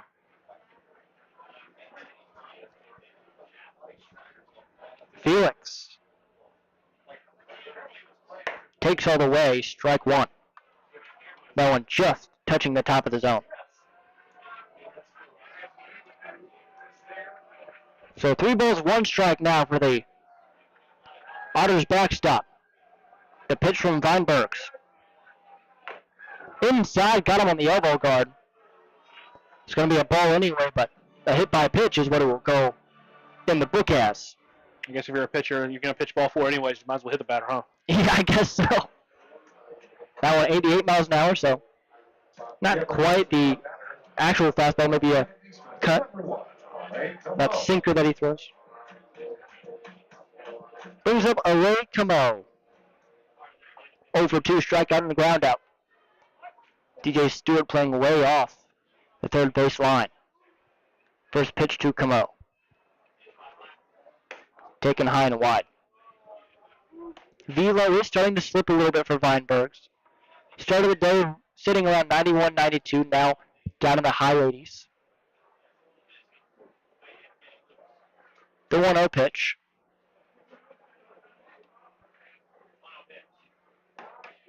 Outside 86, ball pops out of the glove of Garrison, leading to Justin Felix snagging second base. Gotta say, it was a great read by Felix there. The moment that ball popped out, he was gone. So he read that perfectly, gets that second base, and like I said, you want to start cracking at this lead. This is a great opportunity to do that. Here comes a meeting. There is now action in the bullpen for Gateway. Alec Whaley is warming. He, in the first game of this series, a couple of nights ago, Whaley went 2/3 of an inning, striking out both batters he faced in the fifth during a time when Gateway really needed it in a punt, in a jam.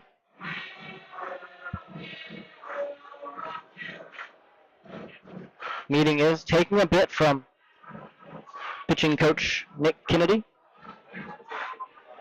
Blake McKnight going out there to break it up.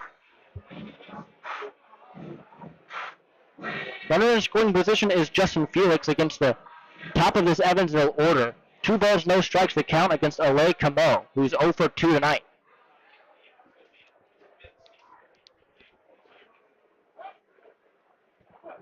Feinberg sets, fires out of the stretch to Camo. 2-0 offering. Squares around the bunt, pulls back, takes both. Never mind, takes strike 1. Yeah, a little bit of late call there from the home plate umpire, but strike nonetheless. It was a strike, but like you said, just a pretty late call there. 2 balls, 1 strike to count now. 1 out. The pitch. Swung on and missed. He was way late on that one. 88 miles an hour on the fastball. Count even at 2 apiece. Graham Brown stands on deck. Camo ready in the box. Feinberg sets. Fires. Up and in. Count full of a payoff. That one just high. 3 balls, 2 strikes. Justin Felix on second base, 180 feet away. The 3-2. Swung on, fouled back. Good battle. Great battle here for Camo. Continue to work this count. Just try to do everything you can, like I said, to keep the line moving. The tying run is on deck. If you can get on base, all of a sudden tying run is at the plate. So just want to work a count, try to do whatever you can to keep this line moving. Infield still playing him to pull. The 3-2. Swung on, popped up behind the plate. Garrison, mask off, looking for it, makes the catch. Brings up Graham Brown. That's a tough one on a great off-speed pitch that would have been ball 4. Gets out in front, just pops it up back, and now there's 2 away here for Graham Brown. Brown 0 for 2. Popped down and grounded out. Frustrating day right now for the Otters offenses. It looks like that's going to be it for Lucas Weinbergs. Here through 4 2/3. He has shut out the Otters. Full meeting on the mound.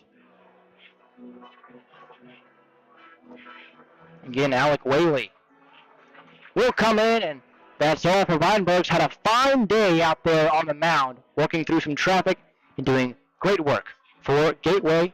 3-0 Grizzlies, bottom 5 on the Otters Digital Network. For the last 5 years, the Evansville African American Museum and the Evansville Otters have partnered together to offer tickets at no cost for the whole family for the Juneteenth Negro Leagues Baseball Tribute. All are invited to celebrate Juneteenth with us on June 19th for the annual Salute to the Negro Leagues game. Pre-game activities start at 4:30 with first pitch scheduled for 5:05. For information on these tickets, fans can stop by the Evansville African American Museum at 579 Sandra Matthews Way in Evansville or any local Evansville-Vanderburgh Public Library. Right now in Vanderburgh County, over 800 children are in the child welfare system waiting for someone to be their voice, and you could be that voice by becoming a court-appointed special advocate, a CASA volunteer. Donating just a few hours a month of your time can change a child's life forever. Vanderburgh County CASA invites you to join them. Stand up, speak out, be for the child, be a CASA. For more information, visit vandcasa.com. That's VAND CASA.com.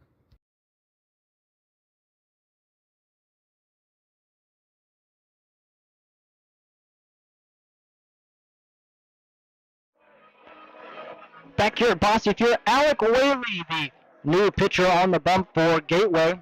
Whaley, fastball slider change as the pitch mix sits around 89 and 91.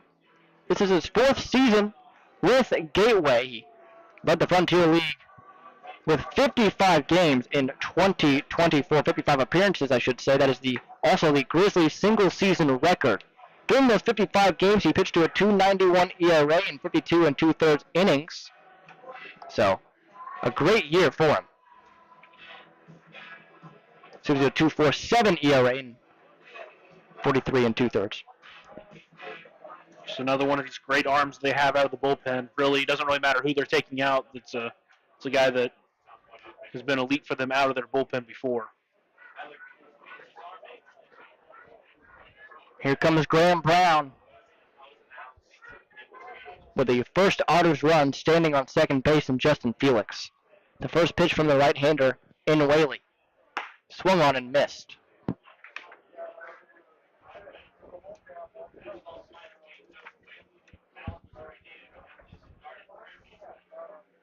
Whaley sets the 0-1 delivery to Brown. Bounced it, gets away from the catcher Garrison, and Felix now just 90 feet away. 2 pass balls have advanced Felix from first to third now in 2 separate at-bats. Still need to get a base hit here to score on. Hopefully Brown will be able to oblige us here.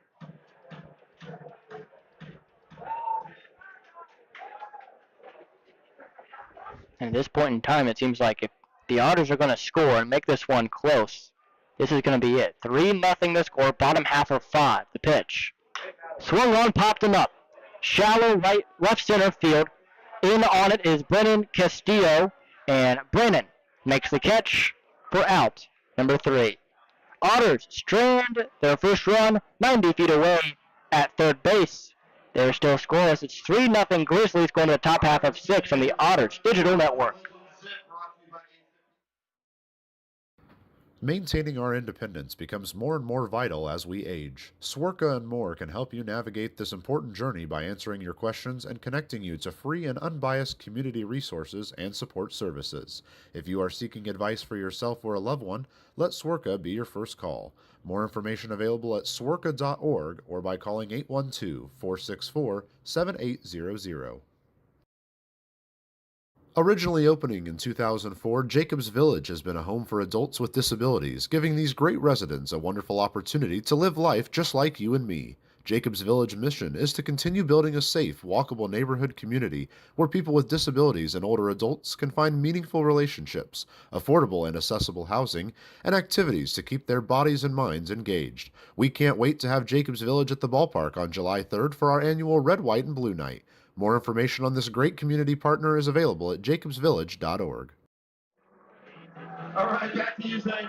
Now going to the top half of the sixth, Ethan Bradford, the tall lefty, still in the game for Evansville, was able to work out of a big jam and keep the game exactly where it was at 3-0 back in the fifth. Came in, struck out Castillo, got Stewart to ground out, and will now face Ross Friedrich.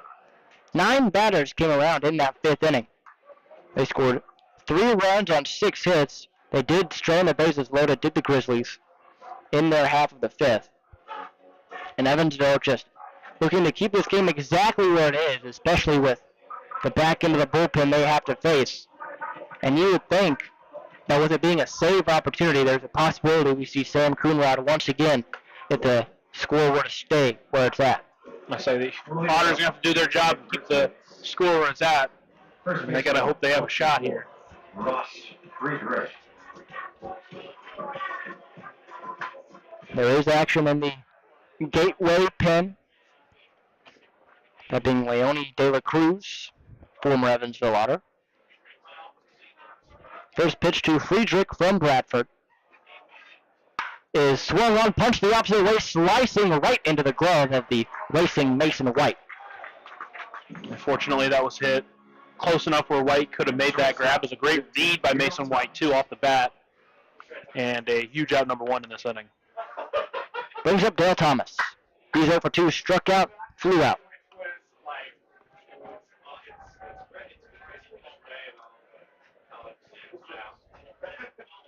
Thomas takes ball 1 outside.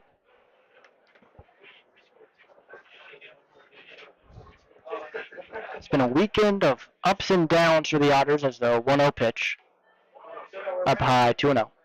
We're up 4-0 going into the game on Friday against Gateway. Ended up losing that one 5-4. It's the 2-0 offering to Thomas from Bradford. Outside 3-0. Earlier today, we're up 2-0 going into the last inning. Gave up a 2-run shot to Ross Friedrich to tie it up, but ended up walking it off in the bottom of the 8th. We'll see if any heroics happen here in this one, the 3-0 pitch. Bullseye, 3-1.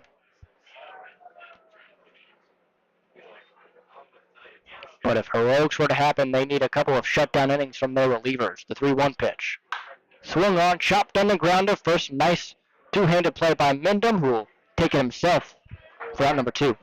So it was a tough read over there by Mendham. Hit just the front lip of the grass. Came in very hot, but he did a good job adjusting, making that grab, knowing he had time to run to first and get that second out. Cole Brennan now, left-handed batter. 1 for 2 today, struck out and doubled. He also scored when he hit that double in the 5th inning. Lefty v lefty, the first pitch to him. Swung on and foul tipped, 0-1.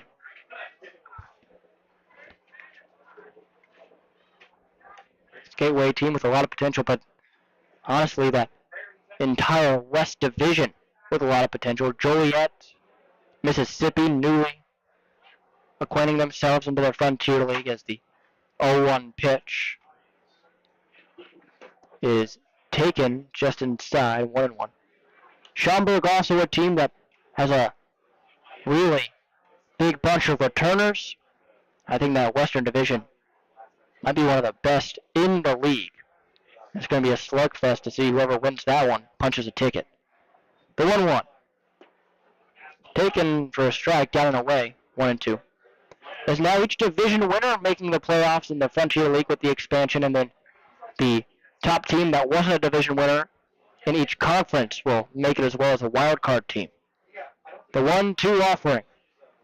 Swung on opposite way, slicing towards the left field line and foul into the Gateway bullpen. Evansville in their division has to contend with Washington, Lake Erie, and Florence.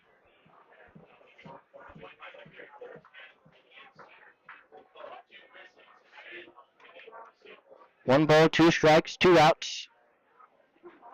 The pitch. Swung on and foul, tipped right into the mitt for out number 3. So Ethan Bradford with an easy 1-2-3 inning to quiet things down in the 6th. 3-0 Gateway on the Otters Digital Network. For the last 5 years, the Evansville African American Museum and the Evansville Otters have partnered together to offer tickets at no cost for the whole family for the Juneteenth Negro Leagues Baseball Tribute. All are invited to celebrate Juneteenth with us on June 19th for the annual Salute to the Negro Leagues game. Pre-game activities start at 4:30 with first pitch scheduled for 5:05. For information on these tickets, fans can stop by the Evansville African American Museum at 579 Sandra Matthews Way in Evansville or any local Evansville-Vanderburgh Public Library.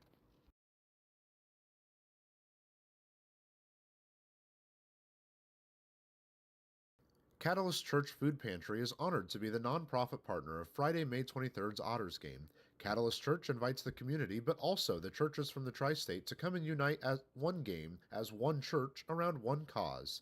Catalyst Church invites each person to bring at least one, if not more, non-perishable food item for their food pantry to continue helping the Evansville community. A great night of baseball is planned, and post-game fireworks are just part of the fun. More information can be found on Catalyst Church Evansville's Facebook page. Time for the bottom half of the 6th inning. Leone De La Cruz, former Evansville Otter, in to pitch against Evansville. De La Cruz, his repertoire, fastball, slider, change, sitting around 92 to 94 on that 4-seam. Started this season with Evansville in 2024, got traded to Tri-City, who immediately put him on waivers. And then Gateway able to pick him up, and he was lights out. 14 of his last 14 and save attempts to end the 2024 season, finished with a 2.08 ERA, though he did blow the save in their only playoff game. So we'll see how he does here. In game 1 of this series, he came in as a setup man for Sam Coonrod. He went an inning, striking out 1, walking 1, did not give up a hit or a run, though. Brings up David Mendham. He will face the middle 3, Mendham, Jones, and Parks. So some big bats for Evansville. This is exactly who they want up right now.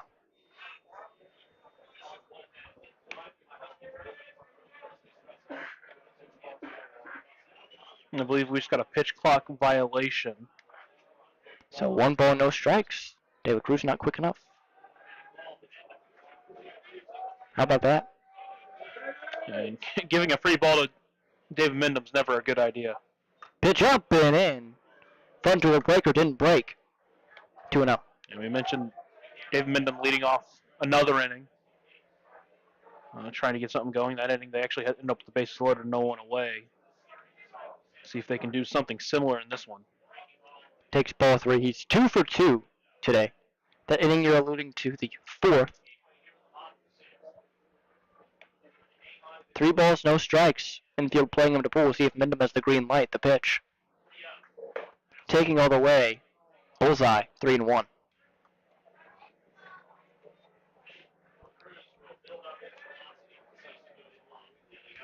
De La Cruz sitting on the third base side of the rubber, as do most righties. The 3-1. Called for a strike, count full.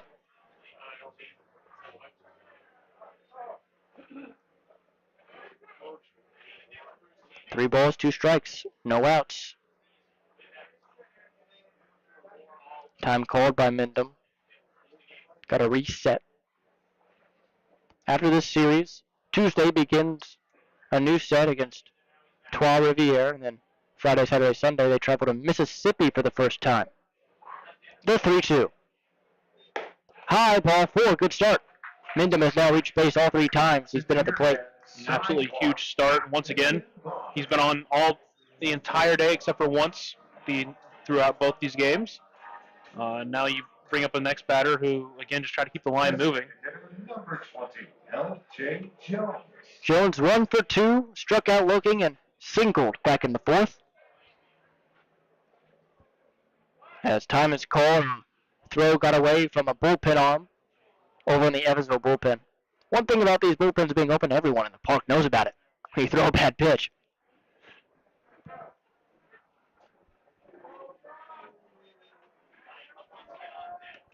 So now the first pitch to L.J. Jones after a slight delay. Here it is. Swung on and missed. 91 blown right by him. Working both the Evansville and Gateway bullpens. As De La Cruz sets for the 0-1 offering. And delivers.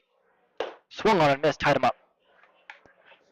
For Evansville is Chip Korbacher from Oceanside, California, up in readying.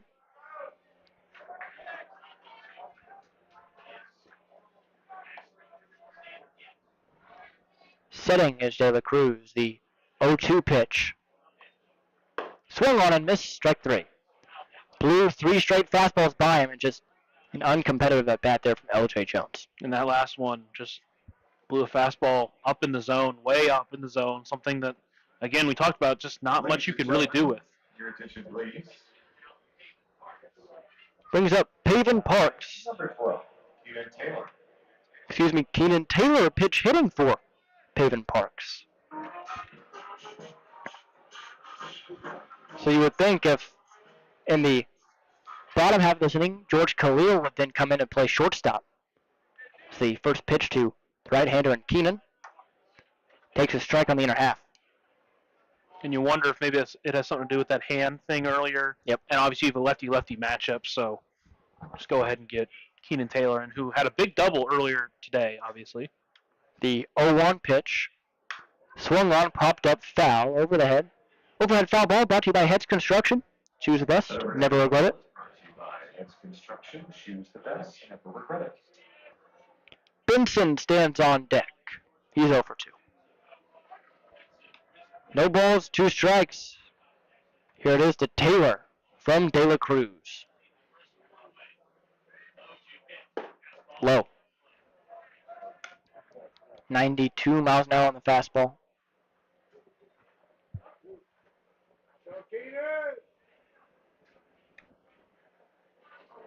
One ball, 2 strikes, Evansville. Trying to finally break through here in the 6th. 3-0 Gateway so far, the pitch. Swung on and missed. 91, top of the zone, blew it by him. 2 straight strikeouts after the leadoff walk to David Mendham brings up J.T. Benson. The right fielder, 31, J.T. Benson. De La Cruz, just nasty right now.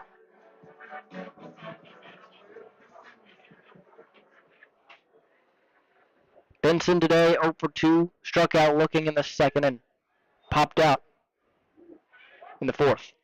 Right-handed bat. Mendham on first base. The pitch. Taken in there for a strike at 91. Warming up is Francis Pagero for Gateway. No balls, 1 strike, 2 outs. Here it is. Taken up and away for a strike. It's another one of those 50-50 pitches on the corner. De La Cruz cruising. The 0-2. High. 1 ball, 2 strikes, 2 outs. On deck, Ray Gill. He has a single today. Also grounded into a twin killing. 1 ball, 2 strikes. De La Cruz sets. Fires. There goes the runner. Swing and a miss. Up and away. So De La Cruz, after a leadoff walk, strikes out this side on swinging, and 2 on fastballs. 3-0 Gateway here on the Otters Digital Network. Right now in Vanderburgh County, over 800 children are in the child welfare system waiting for someone to be their voice, and you could be that voice by becoming a court-appointed special advocate, a CASA volunteer. Donating just a few hours a month of your time can change a child's life forever. Vanderburgh County CASA invites you to join them. Stand up, speak out, be for the child, be a CASA. For more information, visit vandcasa.com. That's VAND-CASA.com.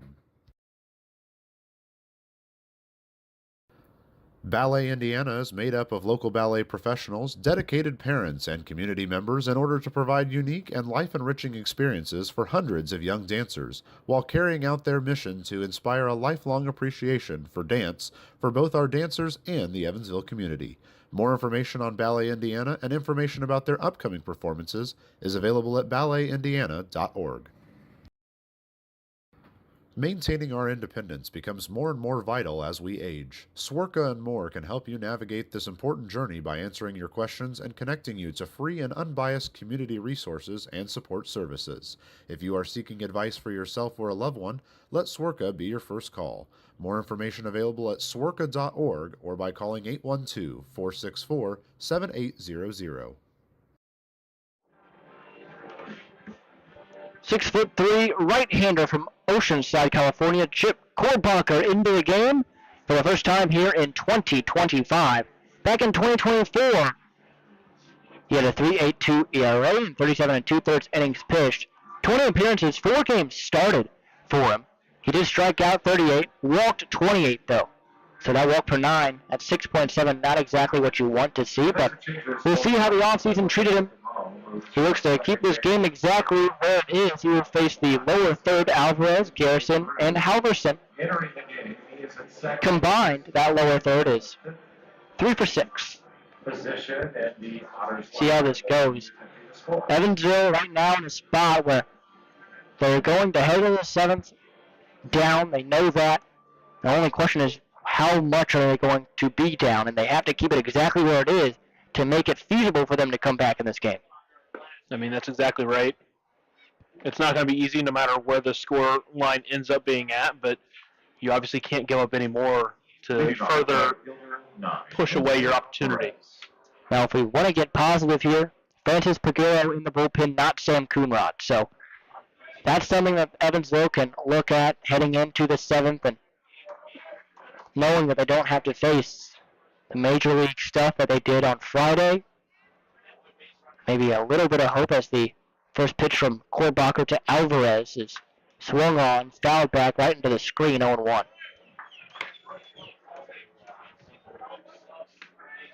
Alvarez, 2 RBIs so far tonight. 2-run single back in the 5th. Part of that big inning against Beamer. The 0-1. Swung on off the end of the bat, fouled back into the backstop. 0-2.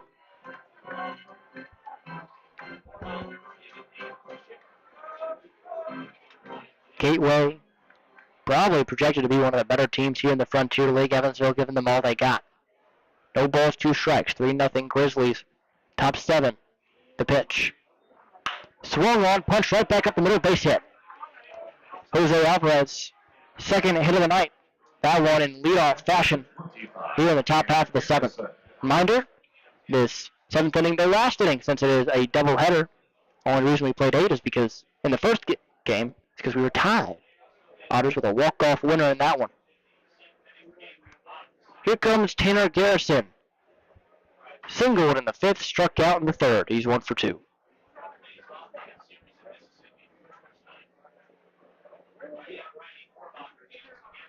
The pitch. Outside, gets away. That's going to lead Alvarez to get to second base. Defensive changes for the Otters. Camo moves over to short. J.J. Cruz now at second base.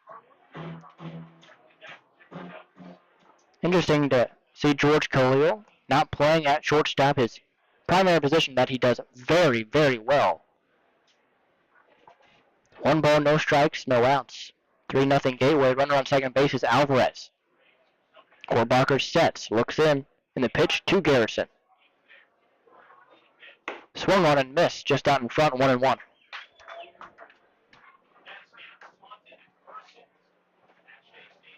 Count 1 ball, 1 strike. Former Otter, Braden Sittinger, as we look at Frontier League news, threw a no-hitter through 6 for Lake Erie in their second game of the doubleheader at New York.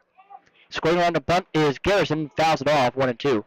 Since that's a doubleheader, now just 3 outs to go for an official no-no in Frontier League books. The former Otter who did make it up to the MLB back in 2021, back in the Frontier League, unfortunately, not with the Otters, but with Lake Erie. Thing is, we'll get to see Lake Erie fairly soon as the 1-2 offering from Korbacher to Garrison is down and away, 2-2. Lake Erie comes to town the 23rd through the 25th. 6:35 starts for the Friday and Saturday games. A 12:35 start on Sunday. 2 balls, 2 strikes. No outs. The pitch from Korbacher. Swung on, chopped softly on the ground at third. Racing towards it is Gill. Field, throws, got him! What a play by Ray Gill over at third base. One out here in the 7th. A far from easy play, had to charge, 22. made a great throw, Halverson. and a huge out number 1 in this inning, trying to keep it from getting out of hand. Calvin Halverson now batting. Infield playing in. Alvarez on third, 90 feet away. The pitch. Swung on, fouled off, over the head. Overhead foul ball brought to you by It's Construction. Choose the best. Never regret it. As Zayden Gladfelter loves to say, that overhead foul ball is brought to you by Heads Construction. Choose the best, never regret it. No balls, 1 strike, 1 out. The pitch. Outside, gets away. Here comes Alvarez. Felix, no throw to home. The ball gets away and then just couldn't field it cleanly, even get a shot throw to home. So now all of a sudden it's a 4-run lead for the Grizzlies. So base is empty, 4-0 Gateway.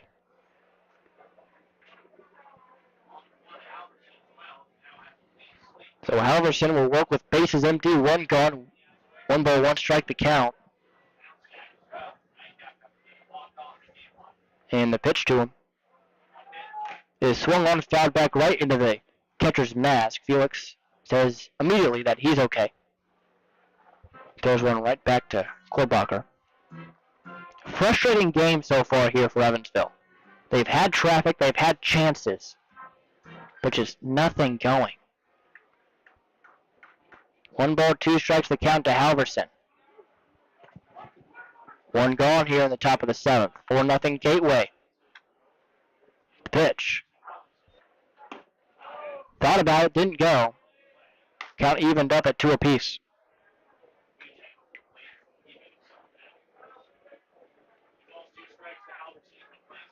A long night of baseball here in Evansville. 2 balls, 2 strikes. Here it is. Swung on, chopped foul, count stays. This one got underway at 8:08 p.m. Just under 2 hours right now is how long this game has gone. The first game started at 5:05, ended at 7:31, so just under a 2.5 hour game in game 1. The 2-2 pitch, down and away. That one also gets away to the backstop and count is full. No action up in the Evansville bullpen. So Korbacher struggling with command right now, leaving everything to the glove side. 3 balls, 2 strikes, 1 out. Here it is. Swing on, chopped hard on the ground to short. Camo, backhanded, play throw to first in time, out number 2. Brings up Mark Schallenberger. He got his first professional hit. His last at bat in the 5th inning. 32, Mark Schallenberger. Before that, he struck out and grounded out. He's 1 for 3 on the day. Now you just start to wonder if that hit in the 5th is just opening the floodgates for him. First pitch to him from Horbacher, who sets and delivers. Bender, backdoor, 0-1. Infield playing him to pull. Cruz over at second base, playing with both feet fully entrenched in the outfield grass. The 0-1. In there, 0-2.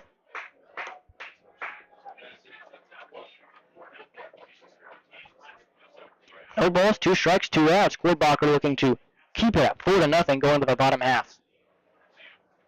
And the pitch. Swung on and missed, strike 3. So Horbacher gives up a run on 1 hit, but does get a strikeout and keeps it at 4-0. Evansville with some work to do in the bottom half of the 7th. You're listening to the Otters Digital Network. For the last 5 years, the Evansville African American Museum and the Evansville Otters have partnered together to offer tickets at no cost for the whole family for the Juneteenth Negro Leagues Baseball Tribute. All are invited to celebrate Juneteenth with us on June 19th for the annual Salute to the Negro Leagues game. Pre-game activities start at 4:30 with first pitch scheduled for 5:05. For information on these tickets, fans can stop by the Evansville African American Museum at 579 Sandra Matthews Way in Evansville or any local Evansville-Vanderburgh Public Library. Catalyst Church Food Pantry is honored to be the nonprofit partner of Friday, May 23rd's Otters game. Catalyst Church invites the community, but also the churches from the tri-state to come and unite as one game, as one church, around one cause. Catalyst Church invites each person to bring at least one, if not more, non-perishable food item for their food pantry to continue helping the Evansville community. A great night of baseball is planned, and post-game fireworks are just part of the fun.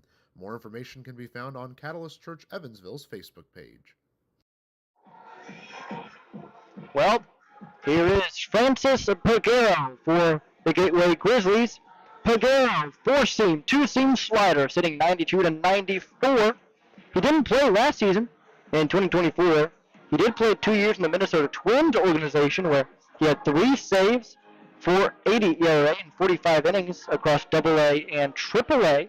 So he's very experienced in the game of baseball, gets a lot higher than a lot of professionals do in the sport, just one level away from the major leagues. Coming in here, his first appearance of 2025, looking to shut the door against Evansville and secure a series win for Gateway. It's another one of those very experienced, high-level relievers that they can call upon in these tight games.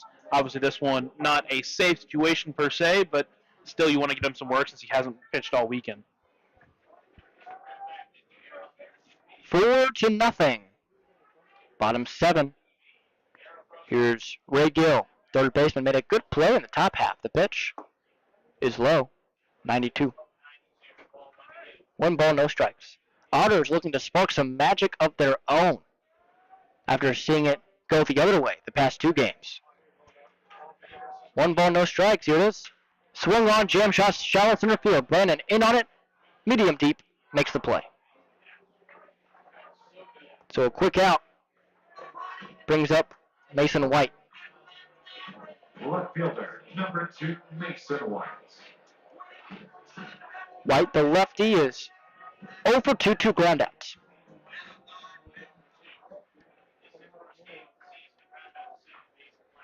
Peguero looks in, bent over now, standing straight up the pitch.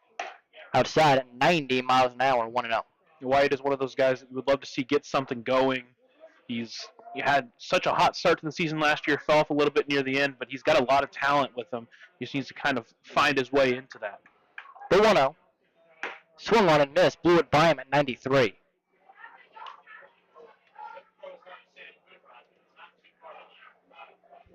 One ball, 1 strike, 1 out. Peguero shakes once, now nods. The 1-1 pitch to Mason White. Blew it by him again at 92. 1 ball, 2 strikes. Just a late on the fastball right now. 1-2. 1 out. Bottom 7, 4-0 Gateway. Just 2 outs away. The pitch. Swung on and missed. Blew it by him. Made it look easy. That one is fastest at 94. He saw 4 straight fastballs 3 of which he swung at and missed. Brings up Justin Felix, who is the last hope. He's over 1 hit by a pitch and struck out. Stranded on third, back in the 5th inning after advancing on 2 passed balls.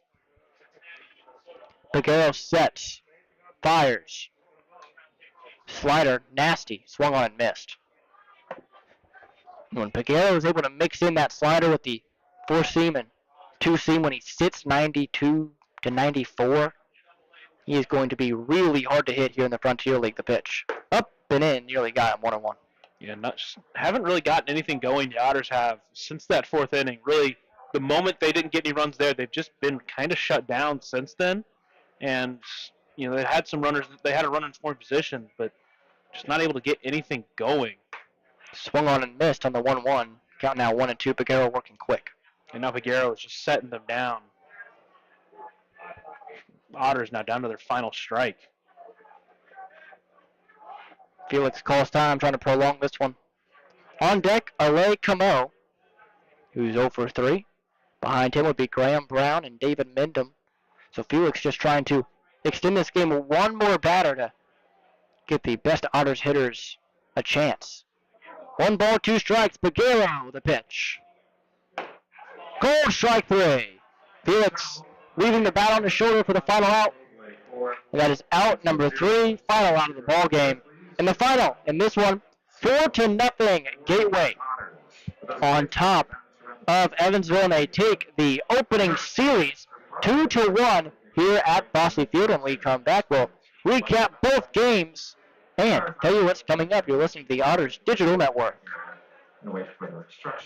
Maintaining our independence becomes more and more vital as we age. Swerka and More can help you navigate this important journey by answering your questions and connecting you to free and unbiased community resources and support services. If you are seeking advice for yourself or a loved one, let Swerka be your first call. More information available at swerka.org or by calling 812-464-7800.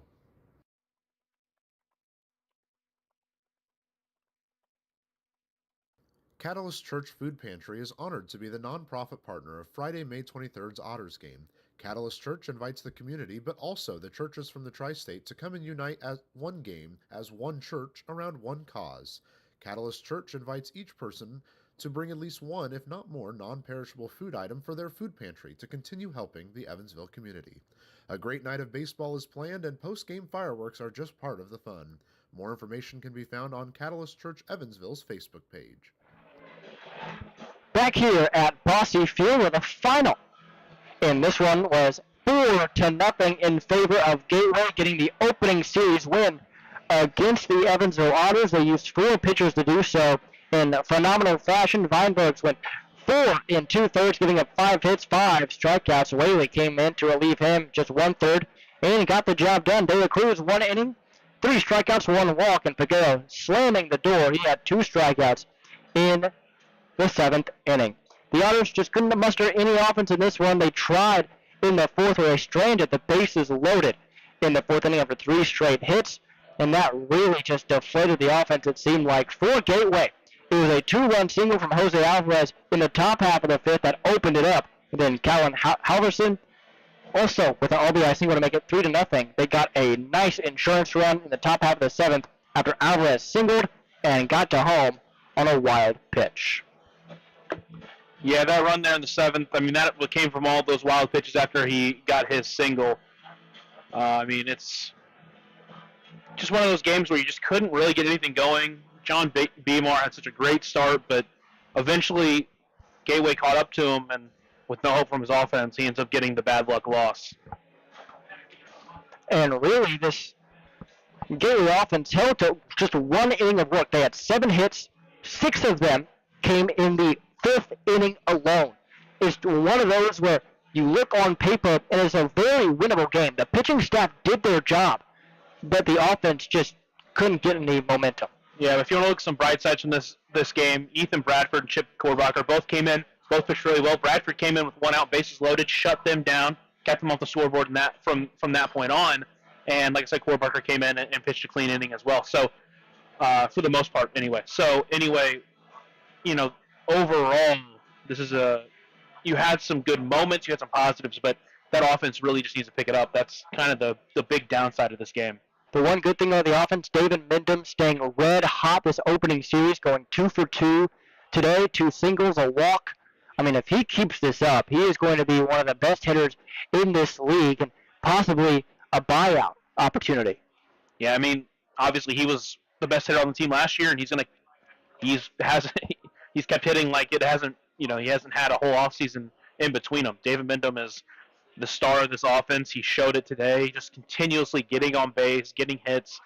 He's the guy to really watch out for, and you just kind of hope these guys around him can start trying to pick it up and get on base around him and help him out. But, I think it's one series. You don't want to overreact to one series, and we'll kind of see as the season goes on how this team fluctuates and where they kind of find their middle ground. But obviously this Game 3 is not what you wanted to see. I feel like we've seen pretty much all of it for Evansville. We saw the first 2 games, the bullpen kind of struggled. Here in this last one, the offense did. And it's one of those things where, like you said, very early in the season, it's easy to overreact. We try not to. And hopefully the Otters getting 2 days off, coming into a 3-game set against Trois-Rivières. Hopefully they can find something in those 2 days to help them get over this hump, scoring-wise, that they've experienced the past 3 games. Yeah, you're exactly right. I mean, overall, this last game is one of those where obviously you don't want to just completely throw it out, but you kind of want to move on, move past it, be like, okay, didn't work out, wasn't our game. We need to move on. We need to be better. We know that, and we're going to do our best to be better. Now, let's not forget a walk-off winner in Game 1 of this doubleheader came into today. A lot of people are thinking, hey, if we just get one, we split this doubleheader, we're going to be in just fine shape, and that's exactly what they did, and they did it in dramatic fashion. Yeah, you're exactly right. Unfortunately, 2-run home run in that top of the 7th inning got them to extra innings, but once they got there, Griff Hughes shut them down. They get to the bottom half of the inning. Wyndham gets productive out. They walk L.J. Jones, and then J.T. Vincent comes up huge in the 2nd inning of the game. This one being the game-winning RBI for the team. And it's a huge win to get your season going, and hopefully you kind of get it going forward. We look at the Frontier League around, and we see that Windy City winning 4-0 over Washington. Joliet winning over Schaumburg 7-1. That's a big statement series win for Joliet to begin this season. Trois-Rivières currently trailing Sussex County in the bottom of the 9th 8-3. Quebec beating the New Jersey Jackals 13-5. Brockton over Tri-City 4-2. Ottawa beating Down East 6-5. And obviously Gateway splitting this doubleheader with Evansville, winning the second game 4-0. Evansville winning the first 3-2. So, with that, the final 4-0 Gateway over Evansville. A reminder that Papa John's is the official sponsor of the Otters pregame and postgame shows, available every game night 20 minutes before and 10 minutes after each Otters game on the Otters Digital Network and Home Team Network. So, for Lucas Macklin, I'm Riley Angel. Otters back in action next Tuesday against Trois-Rivières. You can find us same spot at 6:35 on Tuesday night. And as always, have a good night.